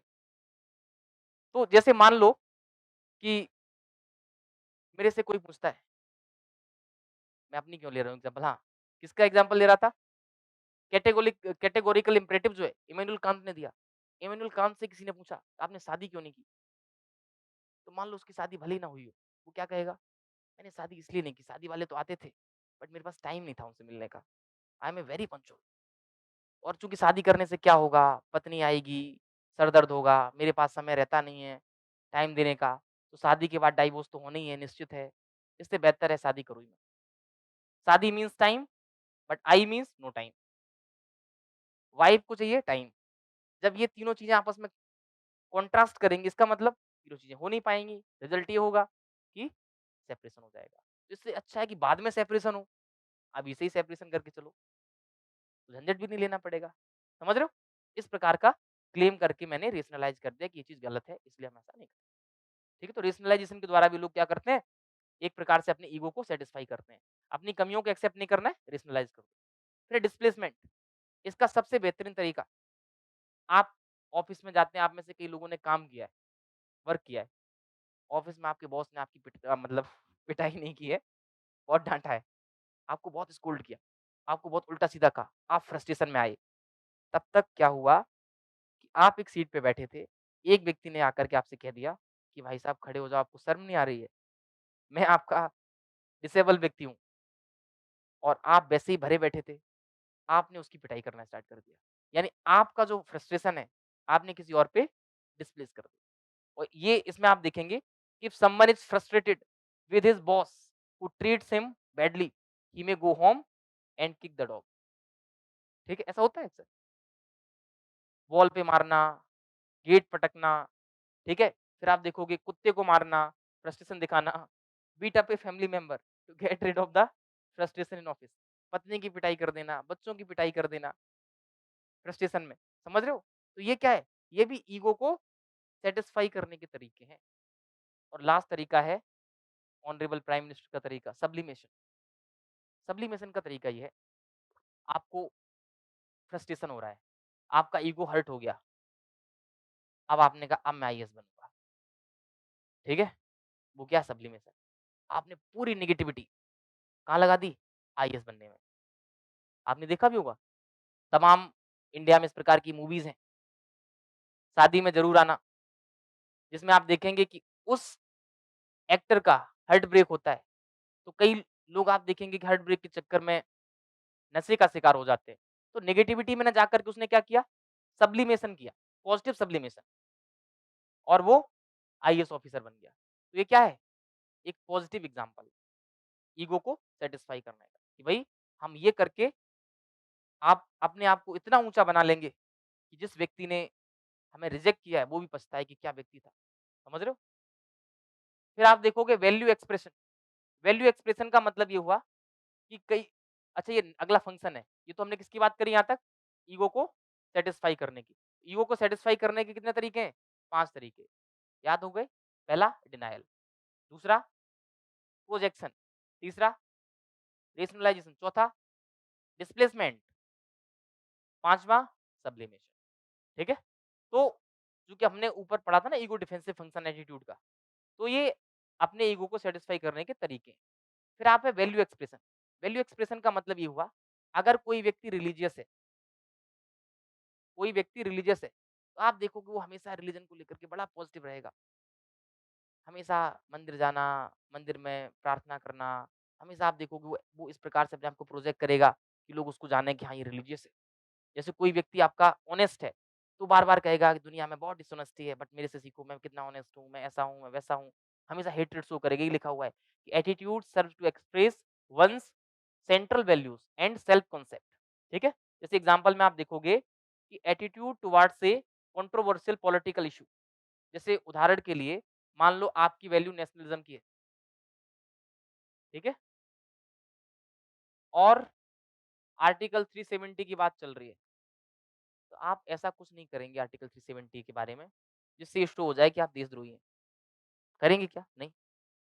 आप वही बात करेंगे जिससे आपकी जो नेशनलिज्म की वैल्यू है, वही रिफ्लेक्ट हो। ठीक है? दूसरा इसमें आप देखेंगे suppose if I am a honest person, I must always criticise corrupt and जो करप्ट लोग हैं, करप्शन और करप्ट लोगों को मैं हमेशा क्रिटिसाइज करूँगा। क्यों? ऐसा बिहेवियर दिखाने से मेरी जो इमेज है, वो एक ऑनेस्ट ऑफिसर की। अगर मैं ऑनेस्ट हूँ, तो मैं हमेशा करप्ट लोगों को क्रिटिसाइज करूँगा। अगर मान लो मैं हार्ड वर्कर हूँ, बहुत मेहनती हूँ, ऐसे लोग जो शॉर्टकट अपनाने की कोशिश करते हैं, मैं उन्हें हमेशा क्रिटिसाइज़ करूँगा। इससे एक इमेज बनेगी कि नहीं, नहीं ये व्यक्ति हार्ड वर्क का सपोर्टर है। क्लियर है? तो कई बार लोग अपनी वैल्यू लोगों को दिखाने के लिए इस प्रकार के काम करते हैं। कई बार आप देखेंगे कुछ पॉलिटिकल लीडर ऑन ग्राउंडेड दिखाने के लिए नॉर्मल से कपड़े पहन के आते हैं। वैगनआर कार में चलते हैं। क्यों? ताकि लोगों को बता सकें कि हम भी आपकी ही तरह क्या हैं? नॉर्मल इंसान हैं, मैंगो मैन हैं, आम आदमी हैं। समझ रहे हो? तो कहने का मतलब ये हुआ कुल मिलाकर के कि वैल्यू एक्सप्रेशन के द्वारा यानी वैल्यू एक्सप्रेशन जो है वो आपके किसी एक एटीट्यूड को फुलफिल करने का काम करती है। तो ये भी एक फायदा है एटीट्यूड का। फिर जैसे इसमें आप देखोगे वही सेम चीज़ एक एग्जांपल और दिया है, एफिशिएंट और स्मार्ट गवर्नमेंट ऑफिसर आप हैं, तो आप ऐसे लोगों को बहुत क्रिटिसाइज़ करेंगे जो बहुत मेहनत करते हैं बट आउटपुट नहीं निकालते। आप कहेंगे ऐसे अधिकारी होने का क्या मतलब? पूरे दिन लगे रहते हो, पूरे दिन पढ़ते रहते हो बट कुछ याद ही नहीं होता। आप में से भी ऐसे लोग होंगे जो सुबह से शाम तक पढ़ते हैं, शाम को जाके रियलाइज़ होता है उन्होंने पढ़ा क्या? वही समझ नहीं आया, पूरा दिन गुज़र गया, ऐसा होता है? तो ये इसका मतलब ये हुआ, फिर आपका दोस्त आपसे कह रहा है, ये पढ़ने का तरीका नहीं है, मैं बता रहा हूँ पढ़ने का तरीका है, मैं सिर्फ़ आपका 2 घंटे पढ़ता हूँ और सिर्फ़ ऊपर-ऊपर से पढ़ता हूँ, स्मार्टली और सब कुछ याद कर लेता हूँ। तो स्मार्ट स्टडी वहाँ पे आ जाती है, वो स्मार्ट स्टडी को प्रमोट करेगा। वो ऐसे लोगों को क्रिटिसाइज़ करेगा जो लंबी-लंबी पोथी पढ़ रहे हैं। जैसे थोड़ी देर पहले मैं आपको बता रहा था, तो मैं यही तो कर रहा था वैल्यू एक्सप्रेशन कि बहुत बड़े-बड़े पैराग्राफ नहीं पढ़ने चाहिए, मोटी-मोटी किताबें नहीं पढ़नी चाहिए। इसके द्वारा मैं क्या आपको शो करने की कोशिश कर रहा था? समझ रहे हो? यही शो करने वो इनडायरेक्टली करने की कोशिश कर रहा था, बट आप ऐसे कनेक्ट कर सकते हैं। मेरा एग्ज़ाम्पल मत लिख देना, ठीक है? एग्ज़ाम में आप लिख के आ जाओ। हाँ, मतलब नाम मत लिखना, नाम भी लिख सकते हो, कौन-सा मुझे जानते होगा, ठीक है? वो भी लिख सकते हो। बट आप कहने का कुल मिला के मतलब है चीज़ों को समझो। एवरीडे आप इधर-उधर जाएँगे, तो आप इनमें से बहुत सारे चीज़ें होते हुए देखेंगे अपने आस-पास। फिर है ऑब्जेक्ट अप्रेज़ल फंक्शन। कोई भी चीज़ सही-गलत जो है, ये आपका एटीट्यूड डिसाइड करता है ना। जैसे मान के चलो, कोई फूड है, वो कैसे डिसाइड होगा अच्छा-बुरा? आपके एटीट्यूड के बेसिस पे, ठीक है? जैसे यहाँ पे एग्ज़ाम्पल भी लिखा हुआ है, attitude can help people to approach things that are beneficial for them and avoid things that are harmful to them. समझ रहे? यही तो एटीट्यूड का काम है, कि कोई भी चीज़ आपके लिए अच्छी-बुरी है, कैसे डिसाइड करेंगे आप? एटीट्यूड के बेसिस पे। आप अधिकारी बनना चाहते हैं, तो अधिकारी का एटीट्यूड ये होना चाहिए कि जहाँ भी आप जो भी काम करें, वो आपको आईएएस की तरफ ले जाए, तो पॉजिटिव एटीट्यूड। ऐसे काम अवॉइड करें, जो आपको आईएएस से दूर रखें, ठीक है? जैसे आप देखेंगे लेज़ीनेस, रॉन्ग थिंकिंग, सोच भी ये ध्यान रखना आप लोग सोच पॉजिटिव होनी चाहिए, क्योंकि कई बार ऐसा होता है कि बहुत सारे स्टेट पीएससी के इंटरव्यूज़ का मैं मेंबर भी रहा हूँ, जो कोचिंगें चलाती हैं। यूपीएससी में भी 1-2 बोर्ड में मैं बैठ जाता हूँ, तो मैंने अक्सर देखा है कि स्टूडेंट सब बढ़िया है, बट जो बायसेस होते हैं ना, वो कहीं न कहीं इनडायरेक्टली शो कर ही देते हैं। समझ रहे हो? यहाँ पे इंटरव्यू देने आए, हो सकता है मेंस 2 मेंस 3 मेंस देकर के आए हैं और उसके बाद भी कुछ ऐसे बायसेस होते हैं जिनको वो सोचते हैं कि हम सही कर लेंगे और वहाँ इनडायरेक्टली उनके मुँह से निकल ही जाता है। तो ये भी ध्यान रहे, अपनी डेली लाइफ में इस चीज़ को प्रैक्टिस करो कि गलत चीज़ें कम से कम सोचो। समझ रहे हो? चीज़ों को लेके पॉजिटिव एटीट्यूड लेकर के आओ। जैसे मैं आपको एक एग्ज़ाम्पल बताऊँ, एक स्टूडेंट था महाराष्ट्र से, हो सकता रूरल बैकग्राउंड का व्यक्ति था। तो उससे पूछा गया पॉवर्टी को लेकर के, बिहार का एग्ज़ाम्पल, अनएम्प्लॉयमेंट को लेकर के, बिहार का एग्ज़ाम्पल। आपको नहीं लग रहा है कि बार-बार नेगेटिव एग्ज़ाम्पल आप वहीं का दे रहे हैं? तो ये एक बायस क्रिएट कर देगा सामने वाले के मन में कि इस व्यक्ति को कहीं न कहीं बिहार को लेकर के नेगेटिव इमेज पोर्ट्रे, जबकि ऐसा उसके मन में बिल्कुल भी नहीं है। ऐसा नहीं है, किसी प्रकार से बायस नहीं था उसके मन में। बट वो इनडायरेक्टली ऐसा शो हो जा रहा था। मैं मानता हूँ कि बिहार में समस्याएँ हैं, बट प्रॉब्लम ये है कि अगर हर एक चीज़ में एक ही एग्ज़ाम्पल आएगा, तो वो आपका बायस शो करेगा। ठीक है? तो ये भी हमें ध्यान रखना चाहिए। नेक्स्ट आप देखोगे emotion experience function. Emotion appropriate emotion को प्रोवाइड करने में भी आपका एटीट्यूड हेल्प करता है। जैसे एग्ज़ाम्पल में आप देखेंगे, people can have positive attitude towards pet animal because it helps them in fulfilling their emotion of need of care. जैसे आप देखो कुछ लोगों को जानवर अच्छे लगते हैं, क्यों? उनको किसी को प्यार करना है, केयर करना है, तो उन्हें लगता है जानवरों से केयर करना स्टार्ट करनी चाहिए। क्योंकि आपने हिस्ट्री में पढ़ा होगा, इंसान ने सबसे पहले किसको डोमेस्टिकेट किया? डॉग को। तो डॉग लवर आप बन गए। यहाँ भी देख रहे हैं कुत्ते, जहाँ भी देख रहे हैं आप कुत्तों के गले लग जा रहे हैं, ठीक है? इससे आपको अच्छा लग रहा है। कई बार आप देखेंगे कुछ लोगों को गाय से प्यार होता है, ठीक है? कई लोगों को आप देखेंगे हरियाली से प्यार है, पेड़ों से प्यार है, फूलों से प्यार है। ये आपका एक एटीट्यूड है जो फुलफिल कर रहे हैं आप, इमोशनल एटीट्यूड। इमोशन जो आपके हैं, वो उससे पूरे हो रहे हैं, ठीक है? दूसरी तरफ जैसे आप देखेंगे आपको जब आप अपनी मदर को देखते हैं, तो आपको बड़ा अच्छा लगता है, क्यों? इससे आपकी जो इमोशनल नीड है, वो फुलफिल हो रही है। मदर के ऊपर आपने बहुत सारी चीज़ें सुनी होंगी। कई ऐसे-ऐसे लोग हुए हैं शायर जिन्होंने मदर के ऊपर बहुत कुछ लिखा है। ऐसा नहीं, मदर पे लिखने से उनकी जो इमोशनल नीड है, वो पूरी हो रही है। जैसे एक बड़े ही फेमस शायर हुए मुनव्वर राणा, उन्होंने लिखा है कि किसी के हिस्से में मकान आया, तो किसी के हिस्से में दुकान आई। मैं घर में सबसे छोटा था, मेरे हिस्से में माँ आई। समझ रहे हो? तो और भी उन्होंने लिखा है, ऐसा नहीं। एक उन्होंने बड़ी अच्छी बात लिखी कि एक दिन रोते हुए मैंने पोंछे थे आँसू अपने, मुद्दतों माँ ने धोया नहीं दुपट्टा अपना। समझ रहे हो? तो ये क्या शो कर रहा है? ऐसा नहीं कि वो माँ को लेकर के कोई बहुत वेलराइज़ करना चाहते हैं।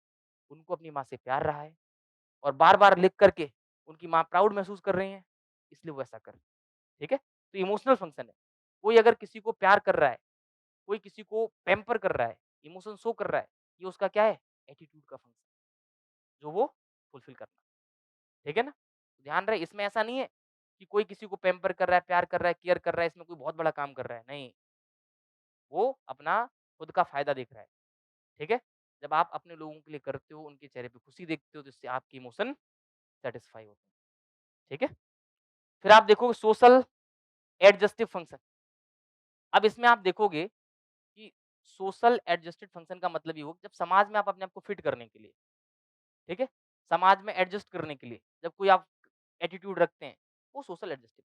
जैसे मान लो, presently I am in Gujarat and if I am having a very negative attitude towards Gujarat, it will not help me in adjusting here.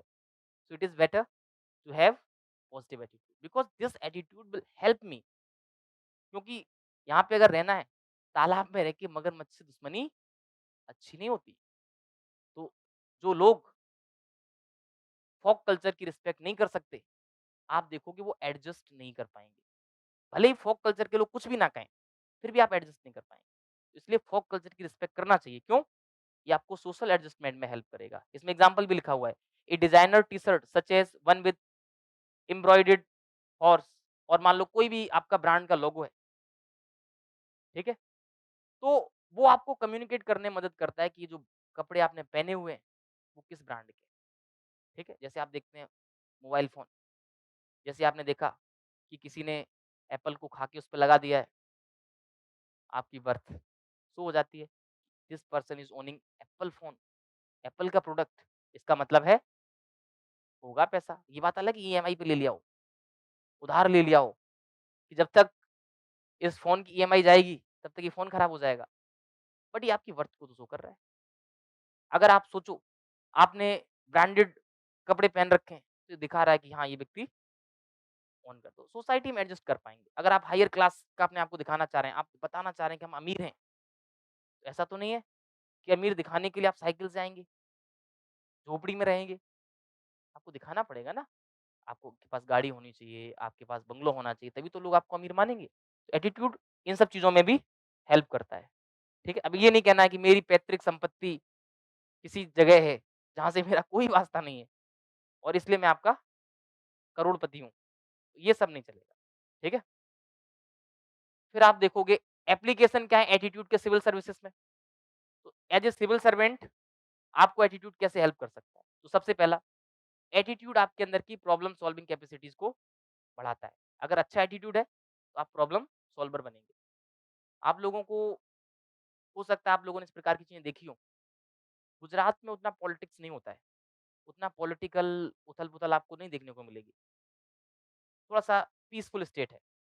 आप सोचिए किसी ऐसे व्यक्ति की यूपी में पोस्टिंग हो जाए, जो कि फुल ऑफ पॉलिटिक्स, बिहार में पोस्टिंग हो जाए, जहाँ पे पल-पल पे लोग पॉलिटिकल लीडर हैं, जहाँ पे आप देखेंगे बहुत सारी प्रॉब्लम्स हैं और किसी व्यक्ति का एटीट्यूड ऐसा है जो पीसफुल रहना चाहता है, सर्वाइव कर पाएगा उस स्टेट में? नहीं सर्वाइव कर सपोज़ किसी आईपीएस ऑफिसर की पोस्टिंग चंबल में हो जाए, चंबल का नाम सुना आप लोगों ने? हाँ, डैकोइट्स नहीं, डैकोइट्स मत बोला करो, ठीक है? They are the social reformer, ठीक है? तो कहने का मतलब ये डैकोइट्स को डैकोइट ही कहेंगे, गलत काम तो गलत ही होता है। तो कहने का मेरा मतलब ये है कि मान लो आपकी पोस्टिंग चंबल में कर दी जाए, आप इतनी पीसफुल जगह के व्यक्ति हैं, वहाँ के बारे में लोग ये बोलते हैं वहाँ के पानी में ही आपका प्रॉब्लम है। ऐसा मैं नहीं कह रहा हूँ, मैं तो उस रीजन से आने वाला ही व्यक्ति हूँ। बट कुछ लोगों का कहना है कि जैसे ही आप चंबल का पानी पीते हैं, आपके अंदर गुस्सा आने लगता है।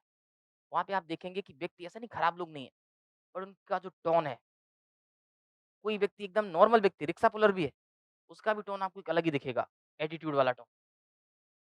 अब वहाँ पे आपको सर्वाइव करना है, जहाँ पे लड़ाई, झगड़े बहुत कॉमन है और आप एक पीसफुल लाइफ चाह रहे हैं।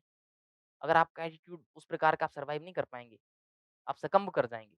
हाँ, अगर स्ट्रॉन्ग एटीट्यूड है, तो उसी चंबल में आपका परचम लहराएगा, लोग कहेंगे कि फलाना व्यक्ति है, जो इतना अच्छा सर्वाइव कर रहा है। तो गुजरात से लोग जाते हैं वहाँ सर्विस करने। जैसे मैंने ऑलरेडी बताया कि जो हमारे यहाँ के डीजीपी हैं, वो मकवाना है और मोस्ट प्रोबेबली उनकी पर्सनैलिटी को देखते हुए ऐसे लग रहा है, गुजराती होने चाहिए, ठीक है? और अच्छा काम कर रहे हैं, पूरा एमपी उनको एप्रिशिएट कर रहा है।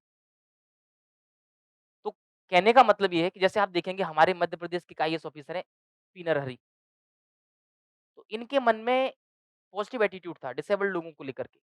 तो इन्होंने जो एक्सेसिबल इंडिया कैंपेन है, उसके तहत एमपी की सारी बिल्डिंगों में इस प्रकार से कंस्ट्रक्शन करवाया कि कोई भी व्यक्ति अगर डिसेबल भी है, तो वो आसानी से सरकारी ऑफिसेज़ को एक्सेस कर सकता है। ठीक है? तो कहने का मतलब क्या हुआ कि एक अच्छा एटीट्यूड, एक पॉजिटिव एटीट्यूड सिविल सर्वेंट्स को सोसाइटी की प्रॉब्लम्स को सॉल्व करने में मदद करता है, जैसा कि मध्य प्रदेश कैडर के आईएएस ऑफिसर पी नरहरि के केस में हमें देखने को मिलता है। क्लियर है? दूसरा क्या फ़ायदा है? इससे आपका रेजिलियंस बढ़ता है। ठीक है? इससे डिफिकल्ट सर्कमस्टांसेस में भी आप गिरते नहीं हैं, परेशान नहीं होते हैं, अगर आपका पॉजिटिव एटीट्यूड है तो। वरना सिविल सर्विसेज़ जब आप अधिकारी बनते हैं, तो बहुत सारे चैलेंजेज़ आते हैं। आपकी ज़िंदगी आम नहीं रह जाती। शहर में कोई गड़बड़ होगी जिसमें आपका कोई लेना-देना नहीं है। जैसे मान लीजिए यहाँ पे कोई फोर्ट वगैरह है, बड़ोदरा में, फोर्ट वगैरह, किला वगैरह। हाँ, मान लो कोई महल है, किला है, कोई व्यक्ति वहाँ से जाता है, किसी को पता नहीं चलता और वो वहाँ जा कर के सुसाइड कर लेता है। अगले दिन मीडिया आपसे क्वेश्चन करेगी कि प्रशासन कहाँ सो रहा था? अब आप ये सोचो, जिसमें आपका कोई लेना-देना नहीं है, बट फिर भी आपको जवाब देना है, आप फ्रस्ट्रेट नहीं हो सकते? तो जब आपका पॉजिटिव एटीट्यूड होगा, तभी आपके अंदर रेजिलियंस आएगा। क्लियर है? फिर आप देखेंगे कि it help in improving decision making skills. तो जैसे मान लो आपके ऊपर प्रेशर है, वही सिचुएशन जो थोड़ी देर पहले हमने केस स्टडी में पढ़ी थी, चारों तरफ से प्रेशर है। अगर पॉजिटिव एटीट्यूड वाले व्यक्ति हैं आप, तो आप कामली डिसीजन ले लेंगे, नहीं तो सब गड़बड़ कर लेंगे। सारी चीज़ें खराब कर सकते हैं आप, अगर आपका एटीट्यूड थोड़ा-सा भी खराब हुआ तो। तो अच्छे डिसीज़न लेने में भी ये मदद करता है। फिर मोटिवेशन, कई बार सिविल सर्विसेज़ में आप ये देखेंगे कि आप लोगों के लिए काम कर रहे हैं। आप सामने बैठे लोग हैं, उनकी भलाई करना चाह रहे हैं, लोग आपका विरोध कर रहे हैं। लोग कह रहे हैं कलेक्टर साहब मुर्दाबाद। अब आप कन्फ्यूज़न में हो कि यार ये कैसे लोग हैं? इन्हीं लोगों की भलाई मैं करना चाह रहा हूँ और यही लोग मेरे विरोध में जा रहे हैं। तो वहाँ पे आपको अपने अंदर से मोटिवेशन लाना पड़ेगा और वो मोटिवेशन आपके अंदर तभी आएगा जब आपका एटीट्यूड पॉजिटिव होगा। तो एक मोटिवेशन इंश्योर करने में भी आपको एटीट्यूड हेल्प करेगा। तो अभी तक कितने पॉइंट हमने पढ़े? 4 पॉइंट। प्रॉब्लम सॉल्विंग में, रेजिलियंस बढ़ाने में, डिसीजन मेकिंग अच्छी करने में, मोटिवेशन इंश्योर करने में और इंटरपर्सनल रिलेशन एस्टेब्लिश करने में भी एटीट्यूड हेल्प करेगा। जैसे आप देखोगे कि अगर आपके अंदर अधिकारी घुस गया, आपको घमंड आ गया कि कोई रोड से उठ के व्यक्ति आपके पास मिलने आया और समस्या लेकर के आया जिसके लिए आप ऑलरेडी गाइड कर चुके हो किसी को और आपने उस पे चिल्ला दिया, पब्लिक में आपकी इमेज खराब हो जाएगी। लोग आपसे कनेक्ट नहीं कर पाएँगे। तो लोगों से अगर आपको कनेक्ट करना है, तो आपको लोगों को अच्छे से ट्रीट करना आना चाहिए। और कई बार लोग तो आपको मालूम ही है, लोग तो ऐसे ही होते हैं, बहुत इरिटेट करेंगे आप, फ्रस्ट्रेट करेंगे लोग, बट फिर भी आपको उनको कैसे भी करके एक लिमिट में रह कर के ट्रीट करना है पॉजिटिवली, ताकि आपके और उनके बीच के जो संबंध हैं, वो कायम रहें। समझ रहे हो? और संबंध अगर कायम नहीं रहेंगे, तो आप ध्यान रखिए कि फिर वो लोग आपके साथ सपोर्ट भी नहीं करेंगे। कल को आप एडमिनिस्ट्रेशन के द्वारा ये चाहते हैं कि लोग आपको सपोर्ट करें किसी ड्राइव में, लोग कहेंगे वही कलेक्टर है, जो बदतमीज़ी कर रहा था। नहीं करेंगे लोग सपोर्ट। आपके खिलाफ प्रदर्शन होने लगेगा, आपका पुतला फूँका जाने लगेगा, पॉलिटिकल लीडर्स को पता चल जाएगा, वो आप पे प्रेशर डालने लगेंगे। धरने पे लोग बैठ जाएँगे आपके ऑफिस के बाहर, आप फ्रस्ट्रेट हो जाएँगे। इसलिए इंटरपर्सनल स्किल्स के लिए भी आपके अंदर एक अच्छा एटीट्यूड होना चाहिए। फिर ऐसे आप देखेंगे स्ट्रेस मैनेजमेंट, तो ये तो आप समझ ही सकते हैं कि अगर आप पॉजिटिव एटीट्यूड वाले व्यक्ति हैं, तो इतना सारा स्ट्रेस आप झेल लेंगे। ध्यान रहे स्ट्रेस के लिए रेडी रहो। यूपीएससी की जर्नी जो होती है ना, ये आपको रेडी बनाती है आईएएस अधिकारी बनने के लिए। जब आईएएस अधिकारी आप बनेंगे, official stress, career stress, family stress सब झेलना पड़ेगा। फैमिली वाले अक्सर आपसे शिकायत करेंगे कि आप उनको टाइम नहीं देते और ये शिकायत रहेगी। जब भी आप किसी बड़े पद पे सर्व करते हैं, तो घरवालों की शिकायत अक्सर रहती है, टाइम नहीं देते, अपने में बिज़ी रहते हो और आपको वो भी मैनेज करना है। ऐसा नहीं करना फ्रस्ट्रेट हो जाओ उनके ऊपर कि अच्छा तुम्हें टाइम दिख रहा है और ये नहीं दिख रहा मैं मेरे ऊपर कितना प्रेशर है। समझ ऐसा नहीं कर सकते, आपको वो भी मैनेज करना है। जैसे आप लोग देखेंगे कि कल को कलेक्टर बन जाएँगे, तो आपकी शादी हो जाएगी, पत्नी आपसे कह रही इससे बढ़िया मैं शादी नहीं करती। आप उससे कह दो एक काम करो तुम निकलो, शादी खत्म करते हैं अपन।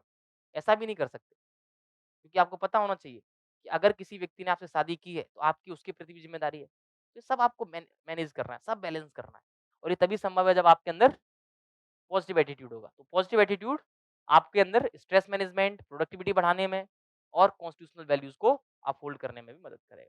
तो ये तमाम चीज़ें तभी आप कर पाएँगे जब आपका एटीट्यूड पॉजिटिव होगा। क्लियर है? अब किसी भी ब्यूरोक्रेट का एटीट्यूड चेंज करना है अगर आपको, आप चाह रहे हैं कि ब्यूरोक्रेसी के जो लोग हैं, वो पॉजिटिवली बिहेव करें, अच्छे तरीके से बिहेव करें। तो उसके लिए आपको क्या करना पड़ेगा? उसके लिए ये स्टेप्स करना है। सबसे पहला काम, आप कांस्टेंट सुपरविज़न रखें।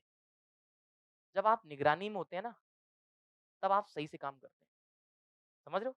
जैसे आप लोग देखेंगे कि आपको पता हो कैमरा यहाँ पे लगा हुआ है, फिर आप देखो अपना बिहेवियर चेंज हो जाएगा।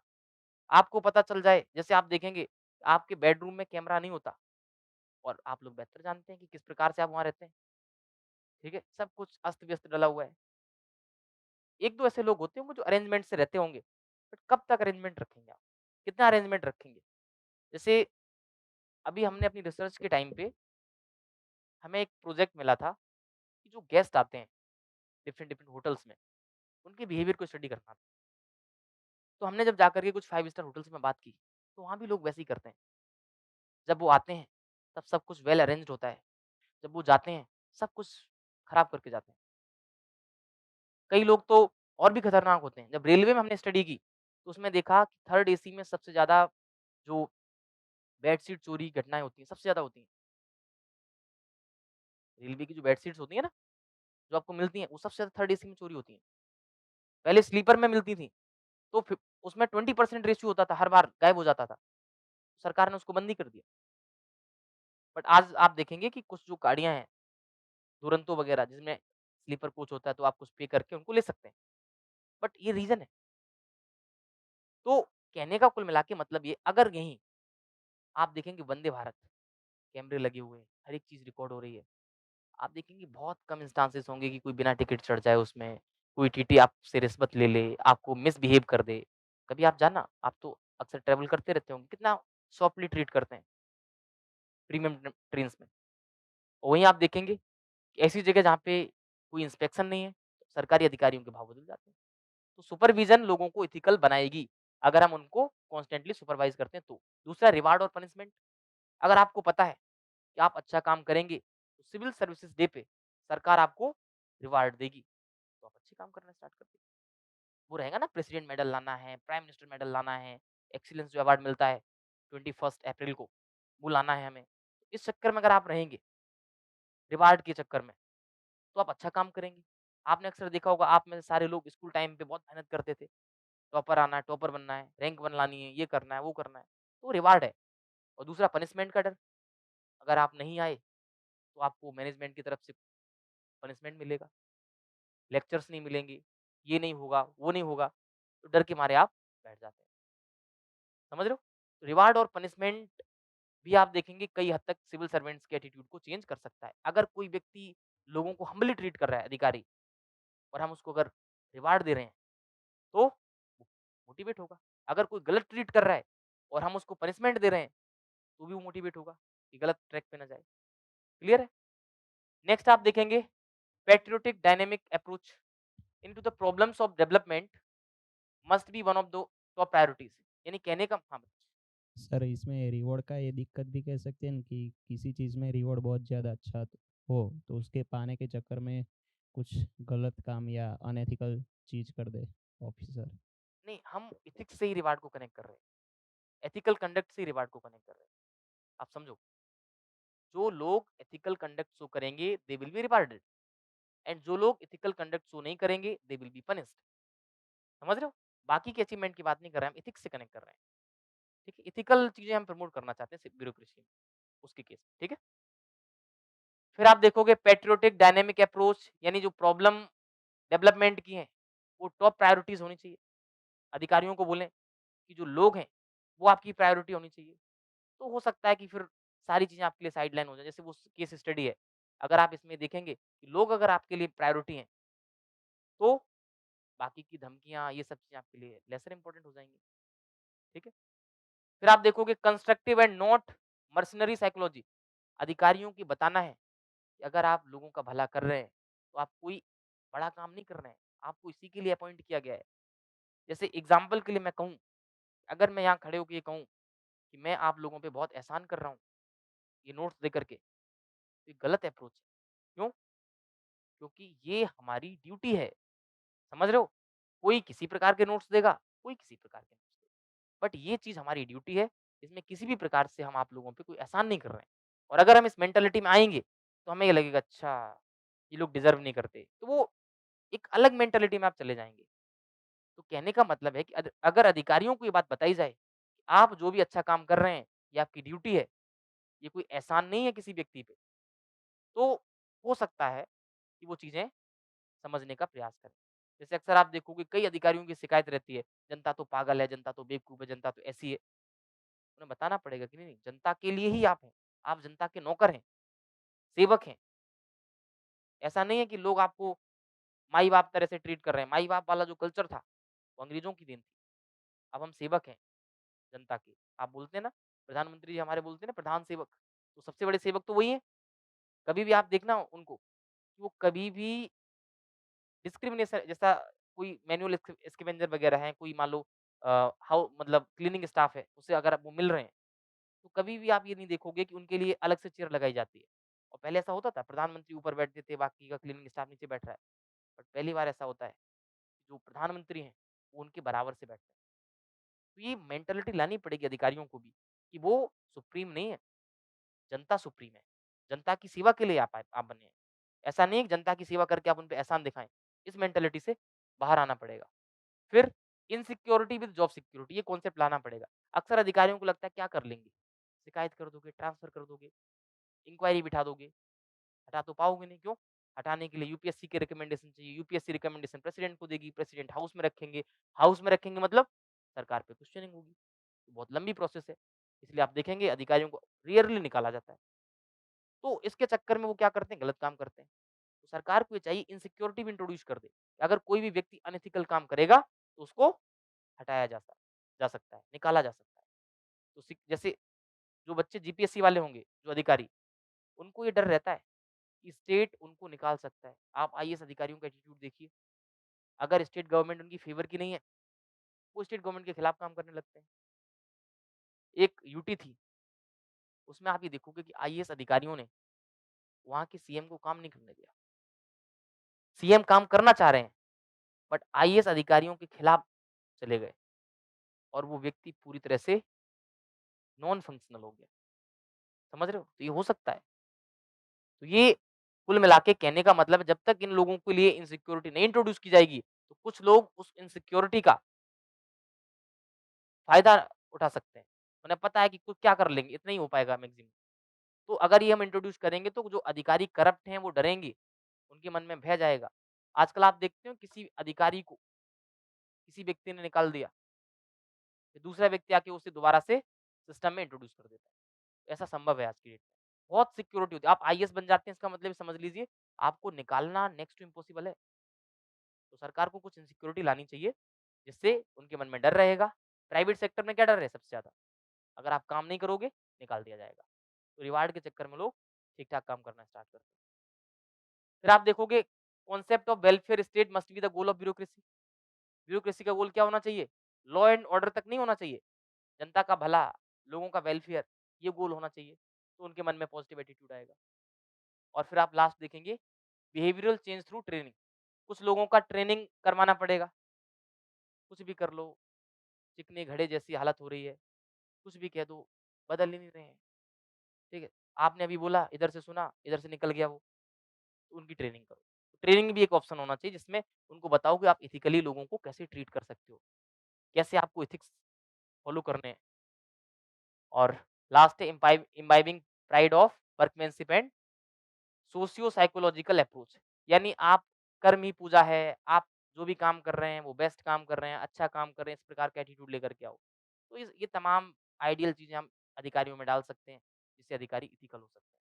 अब यहाँ पे जो आपको याद रखनी है वो ये याद रखनी है, गवर्नमेंट ने कौन-कौन सी स्कीम्स लॉन्च की, जिसके द्वारा अधिकारियों को हम क्या बनाना चाह रहे हैं? एथिकल बनाना चाह रहे हैं। पहली स्कीम थी परफॉर्मेंस लिंक्ड इंसेंटिव स्कीम 2011। इसमें ऐसे लोग जो अच्छे एथिकल काम करते हैं, उनको सिविल सर्विसेज डे पे रिवार्ड दिया जाता है। आपको पता ही होगा प्राइम मिनिस्टर आपका अवार्ड देते हैं, एक्सीलेंस अवार्ड मिलता है। और किसको मिलता है? जो अधिकारी जनता के हित के लिए काम करते हैं और एथिकली काम करते हैं। दूसरा क्या है? Review of service. Present government ये कर रही है। प्रेजेंट जो सरकार है, वो अधिकारियों का रिव्यू करती है, मिड कैरियर रिव्यू। उसमें देखती है ऐसे कितने अधिकारी जो नॉन परफॉर्मिंग है, जो नॉन परफॉर्मिंग है उनको फोर्सफुली वॉलंटरी रिटायरमेंट दिया जा रहा है, वीआरएस दिया जा रहा है। और इसमें से एक आईपीएस अधिकारी हैं अमिताभ कांत, सरकार ने उनसे कहा कि एक काम करो, आप जाइए। मैं ये नहीं कह रहा हूँ वो सही किया, गलत किया, बट आप देख सकते हैं ऐसे कई अधिकारी हैं जिनको सरकार रिव्यू करके निकाल रही है। ऐसे नॉन एफिशिएंट, नॉन फंक्शनल अधिकारियों की स्टेट को, देश को कोई ज़रूरत नहीं है। ठीक है? फिर आप देखोगे जैसे इसमें मैंने लिखा हुआ भी है, डिपार्टमेंट से कहा कि ऐसे लोगों का रिकॉर्ड निकाला जाए, जो लोग आपका काम नहीं कर रहे, डीओपीटी से कहा गया है। फिर अपार रिपोर्ट बनती है, एनुअल परफॉर्मेंस अप्रेज़ल रिपोर्ट। ये जैसे मान लो जब आपकी अपार रिपोर्ट बनती है, आपके सीनियर उस पे इनपुट देते हैं, ये व्यक्ति काम करने में कैसा है, आपके जूनियर इनपुट देते हैं। फिर उसके बेसिस पे आपका परफॉर्मेंस ट्रैक होता है। तो वहाँ पे जो धमकी दी गई थी ना, वो इसी की दी गई थी।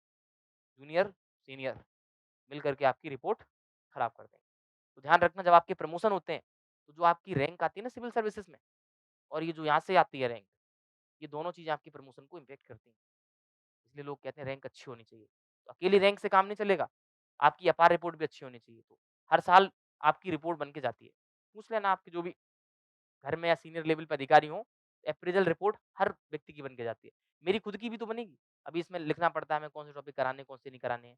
हर एक व्यक्ति की रिपोर्ट बनती है। जब हम लोग यूनिवर्सिटी में हैं, रिसर्च करते हैं, तो रिसर्च के लिए हमें डायरी रखनी पड़ती है। और वो डायरी हमारे जो आपका हेड होते हैं, जिनके अंडर में हम रिसर्च कर रहे हैं, वो उसमें प्रॉपर लिखते हैं। फिर उसके बाद वो ऊपर जाती है, जहाँ से फंड पास होता है। बहुत सारे प्रोजेक्ट्स मिलते हैं। तो हर एक लेवल पे आप देखेंगे कि इंसान का रिव्यू तो चलता ही है। आप लोगों का आंसर राइटिंग जो करते हैं आप, हम लोग आपको फीडबैक देते हैं। तो इसी प्रकार से जब आप सिस्टम में जाएँगे तब आपका रिव्यू होगा और गलत काम करेंगे तो उसके लिए आपको पनिश भी किया जाएगा। फिर centralised biometric system for discipline. अगर कोई व्यक्ति टाइम पे आ रहा है, नहीं आ रहा है, बायोमेट्रिक लगा के चेक किया जाता है। अभी आप देखेंगे मध्य प्रदेश में फेस कैमरा स्टार्ट कर दिया गया है। जैसे आप ऑफिस में एंट्री लेंगे, आपकी फ़ोटो आ जाएगी। टाइम नोट हो जाएगा, इस टाइम पे आपने ऑफिस में एंट्री ली है, ठीक है? इससे अधिकारियों का जो लेट आते हैं ना अधिकारी ऑफिसेज़ में, वो प्रॉब्लम रुक जाएगी। और एक और रिपोर्ट है, किरण अग्रवाल कमेटी रिपोर्ट।